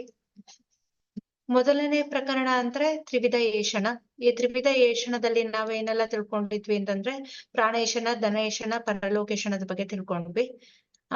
ಪ್ರಾಣೇಶನದ ಬಗ್ಗೆ ತಿಳಿಸ್ಕೊಡ್ಬೇಕಾದ್ರೆ ಆಚಾರ್ಯರು ಹೇಳಿದ್ರು, ಪ್ರಾಣ ಪರಿತ್ಯಾಗ ಈ ಸರ್ವ ಪರಿತ್ಯಾಗ ಆಗೋದ್ರಿಂದ ಪ್ರಥಮವಾಗಿ ಪ್ರಾಣೇಶದನ್ನ ಪೂರ್ವವಾಗಿ ಇಟ್ಕೊಂಡ್ಬಿಟ್ಟು ಉಳಿದೆರಡು ಏಷಣಗಳನ್ನ ಹೇಳಿದ್ರು. ಅದಕ್ಕೆ ಏನ್ ಫಾಲೋ ಮಾಡ್ಬೇಕು ಅಂದ್ರೆ ಈ ಚರಕ ಸಂಹಿತದಲ್ಲಿ ಹೇಳಿರುವಂತ ಪ್ರತಿಯೊಂದು ವಿಧಿಯನ್ನ, ತಂತ್ರ ವಿಧಿಯನ್ನ ಸರಿಯಾಗಿ ನಾವು ಫಾಲೋ ಮಾಡಿದಾಗ ಸ್ವಸ್ಥವದ ಅನುವೃತ್ತಿ ಆಗುತ್ತೆ, ಹಾಗೂ ವಿಕಾರದ ಪ್ರಶಮನ ಆದಾಗ ಪ್ರಾಣೇಶಣವು ಫುಲ್ಫಿಲ್ ಆಗುತ್ತೆ ಅನ್ನೋದನ್ನ ತಿಳಿಸ್ಕೊಟ್ರು. ಅದರ ನಂತರ ಪ್ರಾಣ ಒಂದ್ಸತಿ ಬಂದ ನಂತರ ಅದನ್ನ ಪರಿಪೂರ್ಣವಾಗಿ ಸರಿಯಾಗಿ ಕಾಪಾಡ್ಕೊಳ್ಳೋದಕ್ಕಾಗಬಹುದು, ನೋಡ್ಕೊಳ್ಲಿಕ್ಕೆ ದನ ಬೇಕಾಗತ್ತೆ, ದನದ ಪರಿವೇಷ್ಟವ್ಯ ಆಗಬೇಕಾಗತ್ತೆ. ಅದಕ್ಕೆ ದನಕ್ಕೆ ಯಾವುದೆಲ್ಲ ಮೂಲಕ ದನವನ್ನ ನಾವು ತಗೊಳ್ಬಹುದು, ಪಡ್ಕೋಬಹುದು ಅನ್ನೋದಕ್ಕೆ ಸತಾಂ ಅವಿಗರ್ಹಿತ ಮಾರ್ಗವಾದ ಯಾವುದೇ ಒಂದು ಮಾರ್ಗದಲ್ಲಿ ನಾವು ವೃತ್ತಿಗೆ ಪುಷ್ಟಿಕರವಾಗಿ ವಿದ್ಯೆಗೆ ಅನುವಾಗಿ ನಾವು ವೃತ್ತಿಯನ್ನ ಮೂಲಕ ಒಂದು ದನವನ್ನ ಪಡ್ಕೊಳ್ಬೇಕಾಗತ್ತೆ. ಅದರ ಬಗ್ಗೆ ಒಂದು ವಿವರಣೆಯನ್ನ ಧನೇಶಣದಲ್ಲಿ ತಿಳಿಸ್ಕೊಟ್ರು. ಧನೇಶಣೆಯ ನಂತರ ನಮಗೆ ಬಂದಾಗ ತೃತೀಯ ಏಷಣ ಆಗಿರುವಂತದ್ದು ಪರಲೋಕೇಶಣ. ಪರಲೋಕೇಶಣದ ಬಗ್ಗೆ ಹೇಳ್ಬೇಕಾದ್ರೆ ಅಲ್ಲಿ ನಮ್ಗೆ ಫಸ್ಟ್ ಒಂದು ಕ್ವೆಶನ್ ಬರೋದು ಏನಂತಂದ್ರೆ ಪರಲೋಕೇಶಣ ಇದೆಯೋ ಇಲ್ಲೋ, ಇಲ್ಲಿಯ ಒಂದು ಲೋಕವನ್ನ ಪೂರ್ತಿಗೊಳಿಸಿದ ನಂತರ ಪರಲೋಕಕ್ಕೆ ಹೋಗ್ತೀವೋ ಇಲ್ವೋ ಅನ್ನೋದು ಒಂದು ಮೊದಲನೆಯ ಆದ ಒಂದು ಕ್ವೆಶನ್ ಬರುತ್ತೆ. ಅದಕ್ಕೆ ಆನ್ಸರ್ ಆಗಿ ಇಟ್ಕೊಂಡ್ಬಿಟ್ಟು ಆಚಾರ್ಯರು ಯಾವುದೆಲ್ಲ ಒಂದು ಪುರುಷರ ಉತ್ಪತ್ತಿಗೆ ಕಾರಣ ಆಗತ್ತೆ, ಮಾತರ ಪಿತರ ಎಂಬ ಒಂದು ಜನ್ಮ ಕಾರಣ ಅಂತ ತಿಳಿಸ್ಕೊಟ್ರು. ಅಥವಾ ಸ್ವಭಾವದಿಂದ ಉತ್ಪತ್ತಿ ಆಗ್ತಾನೋ, ಪರನಿರ್ಮಾಣದಿಂದನ, ಎದುರುಚಾದಿಂದನ, ಈ ಶ್ರುತಿ ಭೇದದ ಬಗ್ಗೆ ಒಂದು ಡಿಸ್ಕಷನ್ ಮಾಡಿದ್ವಿ. ಈ ಶ್ರುತಿ ಭೇದದ ಹೇಳಿದ ನಂತರ ನಾವು ನಾಸ್ತಿಕ್ಯ ಬುದ್ಧಿಯಂ ಜಹಿಯಾತ್ ಅಂತ ತಿಳಿಸ್ಕೊಡ್ತಾನೆ. ಇಲ್ಲಿ ಚರಕರ ಒಂದು ಮತ ಇರುವಂತದ್ದು ಆಸ್ತಿಕ್ಯದ ಕಡೆಗಾಗಿರೋದ್ರಿಂದ ನಾವು ಪ್ರತ್ಯಕ್ಷವಾಗಿ ನಾವು ತಿಳ್ದೇ ಇರೋದೆಲ್ಲದನ್ನ ನಾವು ಇಲ್ಲ ಅಂತ, ಪರಲೋಕ ಇಲ್ಲ ಅಂತ ಹೇಳಕ್ ಆಗೋದಿಲ್ಲ. ಪರಲೋಕ ಇರುವಂತದ್ದು ಪ್ರತ್ಯಕ್ಷ ಪೂರ್ವಕವಾಗಿ ಇಲ್ಲದೆ ಇದ್ರು ಕೂಡ ಅನುಮಾನ, ಯುಕ್ತಿ ಮತ್ತು ಆಪ್ತೋಪದೇಶದ ಮೂಲಕ ನಾವು ಗ್ರಹಿಸ್ಬೇಕು. ಆದ್ರಿಂದ ಇದನ್ನ ನಾವು ಪರಲೋಕ ಇದೆ ಅಂತ ತಿಳಿಸ್ಕೊಡ್ಬೇಕು ಅಂತ ಹೇಳಿದ್ರು. ಎಲ್ಲ ಸತ್ತಿರ್ಬೋದು, ಅಸತ್ತಿರ್ಬೋದು, ಎಲ್ಲವನ್ನೂ ಕೂಡ ನಾವು ಒಂದು ಲೋಕದಲ್ಲಿ ಇರುವಂತ ಪದಾರ್ಥಗಳನ್ನ ನಾವು ಯಾವುದು ನಾವು ವಿವಿಧ ಪ್ರಮಾಣಗಮ್ಯವಾದ ಭಾವರೂಪವಾದ ಒಂದು ಪದಾರ್ಥಗಳಾಗಿರ್ಬೋದು, ನಿಷೇಧ ವಿಷಯ ಪ್ರಮಾಣಗಮ್ಯವಾದ ಅಭಾವ ರೂಪವಾದ ಪದಾರ್ಥಗಳಾಗಿರ್ಬೋದು, ಅವನ್ನೆಲ್ಲವನ್ನೂ ಕೂಡ ನಾವು ಈ ಒಂದು 4 ಪರೀಕ್ಷೆದ ಮೂಲಕ ಪರೀಕ್ಷೆಯನ್ನ ಮಾಡ್ಬೇಕು ಅಂತ ಹೇಳಿದ್ರು. ಆ 4 ಪರೀಕ್ಷೆಗಳು ಯಾವ್ಯಾವ್ದು ಅಂತ ತಿಳ್ಕೊಂಡ್ವಿ. ಅದನ್ನ ಫಸ್ಟ್ ಲಕ್ಷಣ ಮೂಲಕ ತಿಳಿಸ್ಕೊಟ್ರು. ಅದು ಪ್ರತ್ಯಕ್ಷ, ಅನುಮಾನ, ಆಪ್ತೋಪದೇಶ, ಯುಕ್ತಿ ಆಗಿತ್ತು. ಅದರ ನಂತರ ಪ್ರತಿಯೊಂದು ಪ್ರಮಾಣದ ಮೂಲಕ ಪರಲೋಕದ ಸಿದ್ಧಿಯನ್ನ ತಿಳಿಸಿದ್ರು. ಹೇಗೆ ಆಗಮದ ಮೂಲಕ ಪರಲೋಕ ಸಿದ್ಧಿ ಸಾಧ್ಯ, ಹಾಗೇನೆ ಆಗಮ ಆದ ನಂತರ ಪ್ರತ್ಯಕ್ಷದ ಮೂಲಕ ಸಿದ್ಧಿ ಸಾಧ್ಯ. ಅದು ಪರ್ಸನ್ ಅನ್ನ ನಾವು ನೋಡಿದಾಗ ಮಾತಾ ಪಿತೃಗೆ ಅಸದೃಶವಾದ ಪುತ್ರರಿರ್ಬೋದು, ತುಲ್ಯ ಸಂಭವದಿಂದ ಆಗಿದ್ರು ಕೂಡ ವರ್ಣ ಮತ್ತು ಸ್ವರಾಕೃತಿ ಮತ್ತೆ ಸತ್ವ ಬುದ್ಧಿಯ ಭಾಗ್ಯ ವಿಶೇಷದಲ್ಲಿ ಬೇರೆ ಬೇರೆ ರೀತಿಯಾಗಿರೋದನ್ನ ನಾವು ನೋಡ್ಬೋದು. ಅವರ ಕುಲದಲ್ಲಿ ಹೇಗೆ ಜನ್ಮ ಬೇರೆ ಆಗತ್ತೆ. ಹಾಗೇನೆ ದಾಸ್ಯ ಮತ್ತೆ ಐಶ್ವರ್ಯ ಇರ್ಬೋದು, ಸುಖಾಯು ಅಸುಖಾಯ ಇರ್ಬೋದು. ಈ ಎಲ್ಲ ವೈಷಮ್ಯತೆಗಳನ್ನ ನಾವು ನೋಡಿದಾಗ ಪರಲೋಕದ ಮೂಲಕ ನಾವು ಪರಲೋಕ ಇದೆ ಅಂತ ತಿಳಿಸ್ಲಿಕ್ಕೆ ಸಾಧ್ಯ ಅಂತ ಹೇಳಿದ್ರು. ಇದೇ ರೀತಿ ಅನುಮಾನದ ಮೂಲಕ ನಾವು ಕರ್ಮವನ್ನ ವಿಶ್ಲೇಷಿ, ಇಹ ಜನ್ಮಕೃತ ಕರ್ಮ ಇರ್ಬೋದು, ಪೂರ್ವ ಜನ್ಮಕೃತ ಕರ್ಮ ಇರ್ಬೋದು, ಅವುಗಳ ಒಂದು ಅರ್ಥವನ್ನ ನಾವು ಯಾವ ರೀತಿ ಮಾಡ್ಕೋಬೇಕು ಅನ್ನೋದನ್ನ ತಿಳಿಸ್ಕೊಟ್ರು. ನಂತರ ನಮ್ಗೆ ಯುಕ್ತಿ ಪ್ರಮಾಣದ ಮೂಲಕ ಪರಲೋಕ ಸಿದ್ಧಿಯ ಬಗ್ಗೆ ಅವಶ್ಯಕತೆ ಇತ್ತು. ಅದನ್ನ ಈ ದಿನ ನಾವು ಚರಕಾಧ್ಯಯನದಲ್ಲಿ ನೋಡಿದ್ವಿ. ಇಲ್ಲಿ ಆಚಾರ್ಯರು ಏನ್ ಹೇಳಿದ್ರು ಅಂದ್ರೆ, ನೀವ್ ಎಲ್ಲಾ ಉದಾಹರಣೆಯನ್ನ ನೋಡ್ಬೇಕಾದ್ರೆ ಈ ಹಿಂದಿನ ಶ್ಲೋಕದಲ್ಲಿ ನಮ್ಗೆ ಆಚಾರ್ಯರು ತಿಳಿಸ್ಕೊಟ್ಟ ಉದಾಹರಣೆಗಳು ಏನಂದ್ರೆ 3 ಉದಾಹರಣೆಗಳನ್ನ ಹೇಳಿದ್ರು. ಒಂದು ಮೊದಲನೆಯದಾಗಿ ನಾವು ನೋಡೋದಾದ್ರೆ ಜಲಕರ್ಷಣ ಬೀಜ ಋತು ಸಂಯೋಗದಿಂದ ಸಸ್ಯ ಸಂಭವ, ಷಡ್ಧಾತು ಸಂಯೋಗದಿಂದ ಗರ್ಭ ಸಂಭವ ಇರ್ಬೋದು, ಮತ್ಯ ಮಂಥನ ಸಂಯೋಗದಿಂದ ಅಗ್ನಿ ಸಂಭವ. ಈ 3 ಒಂದು ಉದಾಹರಣೆಗಳನ್ನ ನೀವು ನೋಡಿದಾಗ ಇವೆಲ್ಲವೂ ಕೂಡ ಒಂದು ಸಾಮಾನ್ಯ ಜನರಿಗೆ ಅಥವಾ ಒಂದು ವೈದ್ಯನಿಗೆ ಇಬ್ರಿಗೂ ಕೂಡ ಸಾಮಾನ್ಯವಾಗಿ ಯುಕ್ತಿ ಅಂದ್ರೆ ಏನು ಎಂದು ಅರ್ಥ ಮಾಡ್ಕೊಡ್ಲಿಕ್ಕೆ ಬೇಕಾಗಿರುವಂತ ಉದಾಹರಣೆಯನ್ನ ತಿಳಿಸ್ಕೊಟ್ರು. ಆದ್ರೆ ಇಲ್ಲಿ ಯುಕ್ತಿ ಪ್ರಮಾಣದಿಂದ ಪುನರ್ಜನ್ಮ ಸಿದ್ಧಿ ಅಂತ ಬಂದಾಗ ನಮಗೆ ಷಡ್ಧಾತು ಸಮುದಾಯಾತ್ ಗರ್ಭ ಸಂಭವ ಅನ್ನೋದು ಒಂದು ಇಂಪಾರ್ಟೆನ್ಸ್ ಅನ್ನ ಪಡ್ಕೊಳ್ಳುತ್ತೆ. ಯಾಕೆಂದ್ರೆ ಇಲ್ಲಿ ಷಡ್ಧಾತು ಅಂತ ತಂದಾಗ ಆತ್ಮ ಬರುತ್ತೆ. ಆತ್ಮ ಮತ್ತು ಪಂಚಮಹಾಭೂತ ಸಂಯೋಗದಿಂದ ಗರ್ಭ ಉತ್ಪತ್ತಿ ಆಗುತ್ತೆ ಅನ್ನೋದನ್ನ ನಾವು ಅರ್ಥ ಮಾಡ್ಕೊಂಡ್ವಿ ಅಂದ್ರೆ ಆತ್ಮದ ಅಂತ ಅಕ್ಸೆಪ್ಟ್ ಮಾಡ್ಕೊಂಡ ಹಾಗೆ, ಆತ್ಮವನ್ನ ನಾವು ಇದೆ ಅಂತ ಅರ್ಥ ಮಾಡ್ಕೊಂಡ್ರ ಮೇಲೆ ಪುನರ್ಜನ್ಮ ಅಥವಾ ಪರಲೋಕ ಇದೆ ಅನ್ನೋದು ನಾವು ಅರ್ಥ ಮಾಡ್ಕೋಬೇಕಾಗತ್ತೆ. ಯಾಕಂದ್ರೆ ಆತ್ಮ ಇರೋದು ಶರೀರ ಸ್ಥಾನ ಮೊದಲನೇ ಅಧ್ಯಾಯದಲ್ಲಿ ಜೀವಾತ್ಮ ಪರಮಾತ್ಮ ಅಂತ ಹೇಳಿ 2 ಆತ್ಮವನ್ನ ತಿಳಿಸ್ಕೊಡ್ತಾರೆ.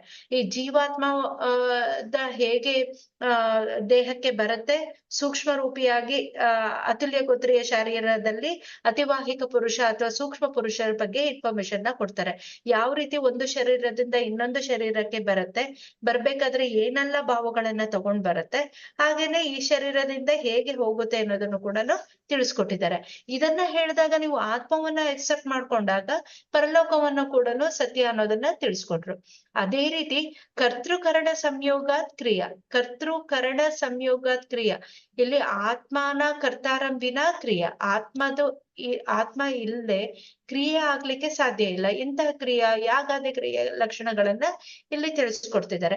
ಅದೇ ಹಿಂದೆ ನಾವು ಕ್ರಿಯೆ ನೋಡ್ಬೇಕಾದ್ರೆ ಕರ್ತೃಕರಣವನ್ನ ಒಂದು ಅಗ್ರಿಕಲ್ಚರ್ ಅಲ್ಲಿ ಇರ್ಬೋದು ಅಥವಾ ಒಂದು ಕ್ಷಣನ ಮಾಡಿರ್ಬೇಕು ಅಂದ್ರೆ ಒಂದು ಸಸ್ಯ ಉತ್ಪತ್ತಿಗೆ ಏನೆಲ್ಲ ಬೇಕು ಅನ್ನೋದನ್ನ ತಿಳಿಸ್ಕೊಟ್ರು.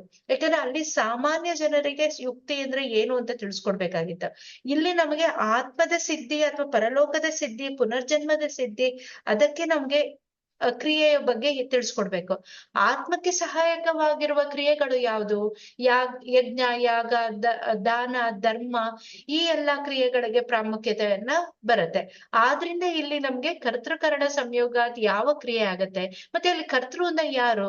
ಕರ್ತೃ ಅಂತ ತಗೊಂಡಾಗ ಇಲ್ಲಿ ಜೀವಾತ್ಮ ಅಥವಾ ಪುರುಷನಿಗೆ ಆತ್ಮ ಸಹಿತವಾದ ಕರ್ತಾರನ ಇಂಪಾರ್ಟೆಂಟ್ ಬರೋದ್ರಿಂದ ಕರ್ತೃಕರಣ ಸಂಯೋಗ ಕ್ರಿಯೆ ಅನ್ನೋದನ್ನ ಇಲ್ಲಿ ತಿಳಿಸಿದ್ರು. ಕೃತಸ್ಯ ಕರ್ಮಣಃ ಫಲಂ ನ ಅಕೃತಸ್ಯ ಅಂತ ಹೇಳಿದ್ರು. ಇಲ್ಲಿ ಆತ್ಮನಿಂದ ಆತ್ಮಪೂರ್ವಕವಾಗಿ ಉತ್ಪತ್ತಿ ಆದಂತ ಯಾವುದೇ ಕರ್ಮಗಳಿಗೆ ಕೂಡ ಫಲ ಇದ್ದೇ ಇದೆ. ಯಾವ ಕರ್ಮಗಳು ನಾವು ಮಾಡೋದಿಲ್ಲ ಅದಕ್ಕೆ ಫಲ ಇಲ್ಲ. ಯಾಕಂದ್ರೆ ಕರ್ಮ ವಿಪಾಕದ ಯಾವುದೇ ಕರ್ಮ ಮಾಡಿದ್ರು ಅದಕ್ಕೆ ತಕ್ಕಂತವಾದ ಫಲವನ್ನ ಅನುಭವಿಸಿದ ನಂತರನೇ ನಮ್ಗೆ ಮೋಕ್ಷ ಸಾಧ್ಯ ಅನ್ನೋದು ಸಿದ್ಧಿಸಿದೆ. ಆದ್ರಿಂದ ಇಲ್ಲಿ ಕೃತಸ್ಯ ಕರ್ಮಣಃ ಫಲಂ ನಾ ಕೃತಸ್ಯ ಅನ್ನೋದನ್ನ ತಿಳಿಸ್ಕೊಟ್ರು. ನಾಂಕುರಃ ಉತ್ಪತ್ತಿ ಆ ಬೀಜಾತ್ ಅನ್ನೋದನ್ನ ಹೇಳ್ತಿದ್ದಾರೆ. ಯಾಕೆಂದ್ರೆ ಇದು ಕೂಡ ಕರ್ಮ ಫಲದ ಬಗ್ಗೆ ಹೇಳ್ಬೇಕಾದ್ರೆ ಯಾವುದೇ ಒಂದು ನಾವೀಗ ಶುಭ ಕರ್ಮಗಳನ್ನ ಮಾಡಿದ್ರೆ ಅದಕ್ಕೆ ತಕ್ಕಂತೆ ಕರ್ಮದ ಫಲವನ್ನ ನಾವು ಅನುಭವಿಸ್ತೀವಿ. ಅಶುಭ ಕರ್ಮವನ್ನ ಮಾಡಿದ್ರೆ ಅಶುಭ ಫಲವನ್ನೇ ಅನುಭವಿಸ್ತೀವಿ. ಯಾವ ರೀತಿಯಾದ ಬೀಜ ಇದೆಯೋ ಅದಕ್ಕೆ ತಕ್ಕಂತಹ ಒಂದು ಅಂಕುರ ಉತ್ಪತ್ತಿ ಆಗತ್ತೆ ಅನ್ನೋದನ್ನ ತಿಳಿಸ್ಕೊಡ್ತಾ ಇದ್ದಾರೆ ಆಚಾರ್ಯರು. ಅಥವಾ ಬೀಜದಿಂದನೇ ಅಂಕುರ ಉತ್ಪತ್ತಿ ಆಗುತ್ತೆ ಹೊರತು ಬೀಜವಿಲ್ಲದೆ ಅಂಕುರದ ಉತ್ಪತ್ತಿ ಸಾಧ್ಯ ಇಲ್ಲ ಅನ್ನೋದನ್ನ ಹೇಳಿದ್ದಾರೆ. ಕರ್ಮ ಸದೃಶ ಫಲ, ಅದೇ ಯಾವ ಶುಭ ಕರ್ಮ ಅಥವಾ ಅಶುಭ ಕರ್ಮದ ಮೂಲಕ ಅದಕ್ಕೆ ತಕ್ಕಂತ ಫಲವನ್ನ ಅನ್ಯಸ್ಮಾತ್ ಬೀಜ ಅನ್ಯಸ್ಯ ಉತ್ಪತ್ತಿ. ಬೇರೆ ಅಶುಭ ಕರ್ಮವನ್ನ ಮಾಡಿ ಶುಭದ ಫಲದ ಎಕ್ಸ್ಪೆಕ್ಟೇಷನ್ ಮಾಡುವಂತದ್ದಕ್ಕೆ ಸಾಧ್ಯ ಇಲ್ಲ ಅನ್ನೋದು ಇಲ್ಲಿ ಆಚಾರ್ಯರ ಒಂದು ಎಕ್ಸ್ಪ್ಲನೇಷನ್ ಆಗಿರುತ್ತೆ. ಈ ಎಲ್ಲದ್ರಿಂದ ನಾವ್ ಏನೆಲ್ಲ ಉದಾಹರಣೆಯಿಂದ ನಾವು ಗ್ರಹಿಸೋದೇನಂದ್ರೆ, ಆತ್ಮ ಜೀವ ಇದೆ ಅಂತ ಹೇಳಿದ್ರೆ ಆತ್ಮ ಇರ್ಲೇಬೇಕು, ಅಥವಾ ಮನುಷ್ಯ ಹುಟ್ಬೇಕು ಅಂದ್ರೆ ಆತ್ಮ ಬೇಕೇ ಬೇಕು. ಆತ್ಮ ಇದೆ ಅಂತ ಹೇಳಿದ್ವಿ. ಅದೇ ರೀತಿ ಆತ್ಮದ ಸಂಯೋಗದ ಮೂಲಕನೇ ಶರೀರದಲ್ಲಿ ಕ್ರಿಯೆಗೆ ಸಾಧ್ಯ ಅನ್ನೋದನ್ನ ತಿಳಿಸ್ಕೊಟ್ರು. ಅಂದ್ರೆ ನಾವು ಯಾವುದೇ ಕಾರ್ಯ ಮಾಡ್ಬೇಕಾದ್ರೂ ಆತ್ಮ ಬೇಕು ಅಂತ ಆಯ್ತು. ಯಾವುದೇ ಒಂದು ಕಾರ್ಯ ಮಾಡಿದ್ರ ಮೇಲೆ ಅದ್ರ ಫಲ ನಿಶ್ಚಿತ ಅಂತ ಹೇಳಿದ್ರು. ಅದೇ ರೀತಿಯಾಗಿ ಯಾವುದೇ ಒಂದು ಕಾರ್ಯಕ್ಕೆ ಕರ್ಮಫಲಕ್ಕೆ ಅಂಕುರ ಬೀಜ ರೂಪವಾಗಿ ಆತ್ಮ ಇರ್ಲೇಬೇಕು ಅಂತ ಹೇಳಿದ್ರು. ಹಾಗೆ ಯಾವ ರೀತಿಯಾದ ಕರ್ಮವನ್ನ ಮಾಡ್ತೀವಿ ಅದ್ರ ತಕ್ಕಂತೆ ಕರ್ಮಫಲ ಆಗತ್ತೆ. ಬೇರೆ ಕರ್ಮಫಲದ ಎಕ್ಸ್ಪೆಕ್ಟೇಷನ್ ಮಾಡೋದಕ್ಕೆ ಸಾಧ್ಯ ಇಲ್ಲ ಅನ್ನೋದನ್ನ ತಿಳಿಸ್ಕೊಟ್ರು. ಇಲ್ಲಿ ನಾವು ಹೇಳಿದ್ವಿ ಅನುಬಂಧಿ ಕರ್ಮವನ್ನ ತಿಳಿಸ್ಕೊಟ್ರಿ. ದೈವ ಎಂಬುದು ಕರ್ಮ ಅನ್ನೋದು ದೈವ ಇರ್ಬೋದು, ಪುರುಷಾಕಾರ ಕರ್ಮ ಇರ್ಬೋದು, ಅದೆರಡು ಇದೆ. ಅದಕ್ಕೆ ತಕ್ಕಂತೆ ಫಲ ಅನ್ನೋದನ್ನು ತಿಳಿಸ್ಕೊಟ್ರು. ಹಾಗೆ ಈ ಉತ್ಪತ್ತಿಗೂ ಕೂಡ ಪುರುಷ ಉತ್ಪತ್ತಿಗೂ ಕೂಡ ಆತ್ಮನೇ ಕಾರಣ ಅಂತ ತಿಳಿಸ್ಕೊಟ್ರು. ಆತ್ಮ ಅಕ್ಸೆಪ್ಟ್ ಮಾಡಿದ್ವಿ, ಕರ್ಮ ಫಲನ ಎಕ್ಸೆಪ್ಟ್ ಮಾಡಿದ್ರಿ. ಕರ್ಮಫಲ ಯಾವ ಯಾವುದನ್ನ ಫಾಲೋ ಮಾಡುತ್ತೆ ಅನ್ನೋದನ್ನು ತಿಳಿಸ್ಕೊಟ್ರು. ಇದೆಲ್ಲ ಹೇಳೋದ್ರ ಮೂಲಕ ನಮ್ಗೆ ಪರಲೋಕ ಇದೆ ಅಥವಾ ಪುನರ್ಜನ್ಮ ಸಿದ್ಧಿ ಇದೆ ಅನ್ನೋದನ್ನ ಕೂಡ ಹೇಳಿ ತಿಳಿಸ್ಕೊಟ್ಟಿದ್ದಾರೆ. ಏವಂ ಪ್ರಮಾಣ ಚತುರ್ವಿಧ ರೂಪದಿಷ್ಟು ಪುನರ್ಭವ ಧರ್ಮಧಾರೇಶು ಅವಧೀಯತೆ. ಇದು ಈ ಪ್ರಮಾಣದ ಮೂಲಕ ಏನು ಪುನರ್ಜನ್ಮ ಸಿದ್ಧಿ ಆಗಿರುತ್ತೆ ಅದು ಧರ್ಮಶಾಸ್ತ್ರಗಳ ಮೂಲಕನೂ ಅದು ಅಕ್ಸೆಪ್ಟ್ ಆಗಿರುವಂತದ್ದು. ಇದು ಏನಂದ್ರೆ ಒಂದು ಕಪೋಲ ಕಲ್ಪಿತವಾದ ಒಂದು ವಿಷಯ ಅಲ್ಲ. ಧರ್ಮಶಾಸ್ತ್ರದಲ್ಲೂ ಕೂಡ ನಾವು ಈ ಹಿಂದಿನಿಂದ ನಾವು ನೋಡ್ಕೊಂಡು ಬಂದಿರುವಂತದ್ದು ಅನ್ನೋದನ್ನ ಆಚಾರ್ಯರು ತಿಳಿಸ್ಕೊಟ್ರು. ಈ ಶ್ಲೋಕದ ಮೂಲಕ ನಾವು ಮೂರನೇ ಒಂದು ಪರಲೋಕೇಶನದ ಒಂದು ವ್ಯಾಖ್ಯಾನವನ್ನ ಪೂರ್ತಿಗೊಳಿಸಿರ್ತೇವೆ. ಇದರ ನಂತರ ಏನು ಈ ಪ್ರಕರಣ ತಿಳಿಸ್ಕೊಡ್ತಾ ಇದ್ದಾರೆ ಅಂದ್ರೆ, ಈ ಅಧ್ಯಾಯ ಶುರುವಾಗಿರುವುದು ತಿಸ್ರೇಶನಯದ ಮೂಲಕ, ಮೂರರ ಒಂದು ಗುಂಪಿನ ಮೂಲಕ, ಒಂದು ಸಂಖ್ಯೆಯ ಮೂಲಕ ಉಲ್ಲೇಖನವನ್ನ ಶುರು ಮಾಡಿದ್ರು. ಅದರೇ ರೀತಿಯಾಗಿ ಕಂಟಿನ್ಯೂಟಿ ಇಟ್ಕೊಂಡು ಇದು ವೈದಿಕ ಗ್ರಂಥ ಆಗಿರೋದ್ರಿಂದ ಮೂರರ ಒಂದು ಗುಂಪುಗಳನ್ನ ಬೇರೆ ಬೇರೆ ರೀತಿಯಾಗಿ ಅಷ್ಟತ್ರಿಕ ಅಥವಾ ಒಂದು ಸಪ್ತತ್ರಿಕದ ವಿಶ್ಲೇಷಣೆಯನ್ನ ಈ 34ನೇ ಶ್ಲೋಕದಲ್ಲಿ ಮಾಡ್ತಿದ್ದಾರೆ. ಯಾವುದೆಲ್ಲ ಅಷ್ಟತ್ರಿಕಗಳು ಅಂತ ನೋಡೋದಾದ್ರೆ, ತ್ರಯೋಪಸ್ತಂಭ, ತ್ರಿವಿಧ ಬಲ, ತ್ರೀಣಿ ಆಯತನ, ತ್ರಿವಿಧ ರೋಗ ಮಾರ್ಗ, ತ್ರಿವಿಧ ರೋಗ, ತ್ರಯೋ ರೋಗ ಮಾರ್ಗ, ತ್ರಿವಿಧ ಭಿಷಜ, ತ್ರಿವಿಧ ಔಷಧ. ತ್ರಿವಿಧ ಔಷಧವನ್ನ ಎರಡು ರೀತಿಯಾಗಿ ವಿಭಾಗವನ್ನ ಮಾಡ್ಕೊಂಡಾಗ ಅಲ್ಲಿ ನಮ್ಗೆ ದೈವಾಪಾಶಯ, ಯುಕ್ತಿವಾಪಾಶಯ, ಸತ್ವಾವಜಯ ಹಾಗೂ ಅಂತಃಪರಿಮಾರ್ಜನ, ಪರಿಪರಿಮಾರ್ಜನ, ಹಾಗೆ ಶಸ್ತ್ರ ಪ್ರಣಿಧಾನ, ಈ ಎರಡು ರೀತಿಯಾಗಿ ವಿಂಗಡಣೆಯನ್ನು ಮಾಡಿದಾಗ ಸಪ್ತತ್ರಿಕವನ್ನ ನಾವು ಅಷ್ಟತ್ರಿಕ ಅಂತ ಹೇಳಿ ತತ್ರ ಶ್ಲೋಕದಲ್ಲಿ ತಿಳಿಸ್ಕೊಡ್ತಿದ್ದಾರೆ. ಇಲ್ಲಿ ಸಪ್ತತ್ರಿಕದ ಉಲ್ಲೇಖ, ಅಲ್ಲಿ ಅಷ್ಟತ್ರಿಕ ಎಂಬುವ ಶಬ್ದದ ಉಲ್ಲೇಖನ ನಾವು ನೋಡ್ಬೋದು. ಇದರ ಒಂದು ಪ್ರತಿಯೊಂದು ತಿಸ್ರೇಶನದ ವಿಶ್ಲೇಷಣೆಯನ್ನ ನಾವು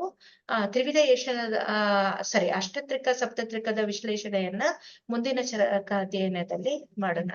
ಇವತ್ತಿನ ಚರಕಾಧ್ಯಯನವನ್ನ ರಾಗಾದಿ ರೋಗ ಶ್ಲೋಕದ ಮೂಲಕ ಮುಕ್ತಾಯಗೊಳಿಸ್ಬೇಕು ಅಂತ ಕೇಳ್ಕೊತೀನಿ.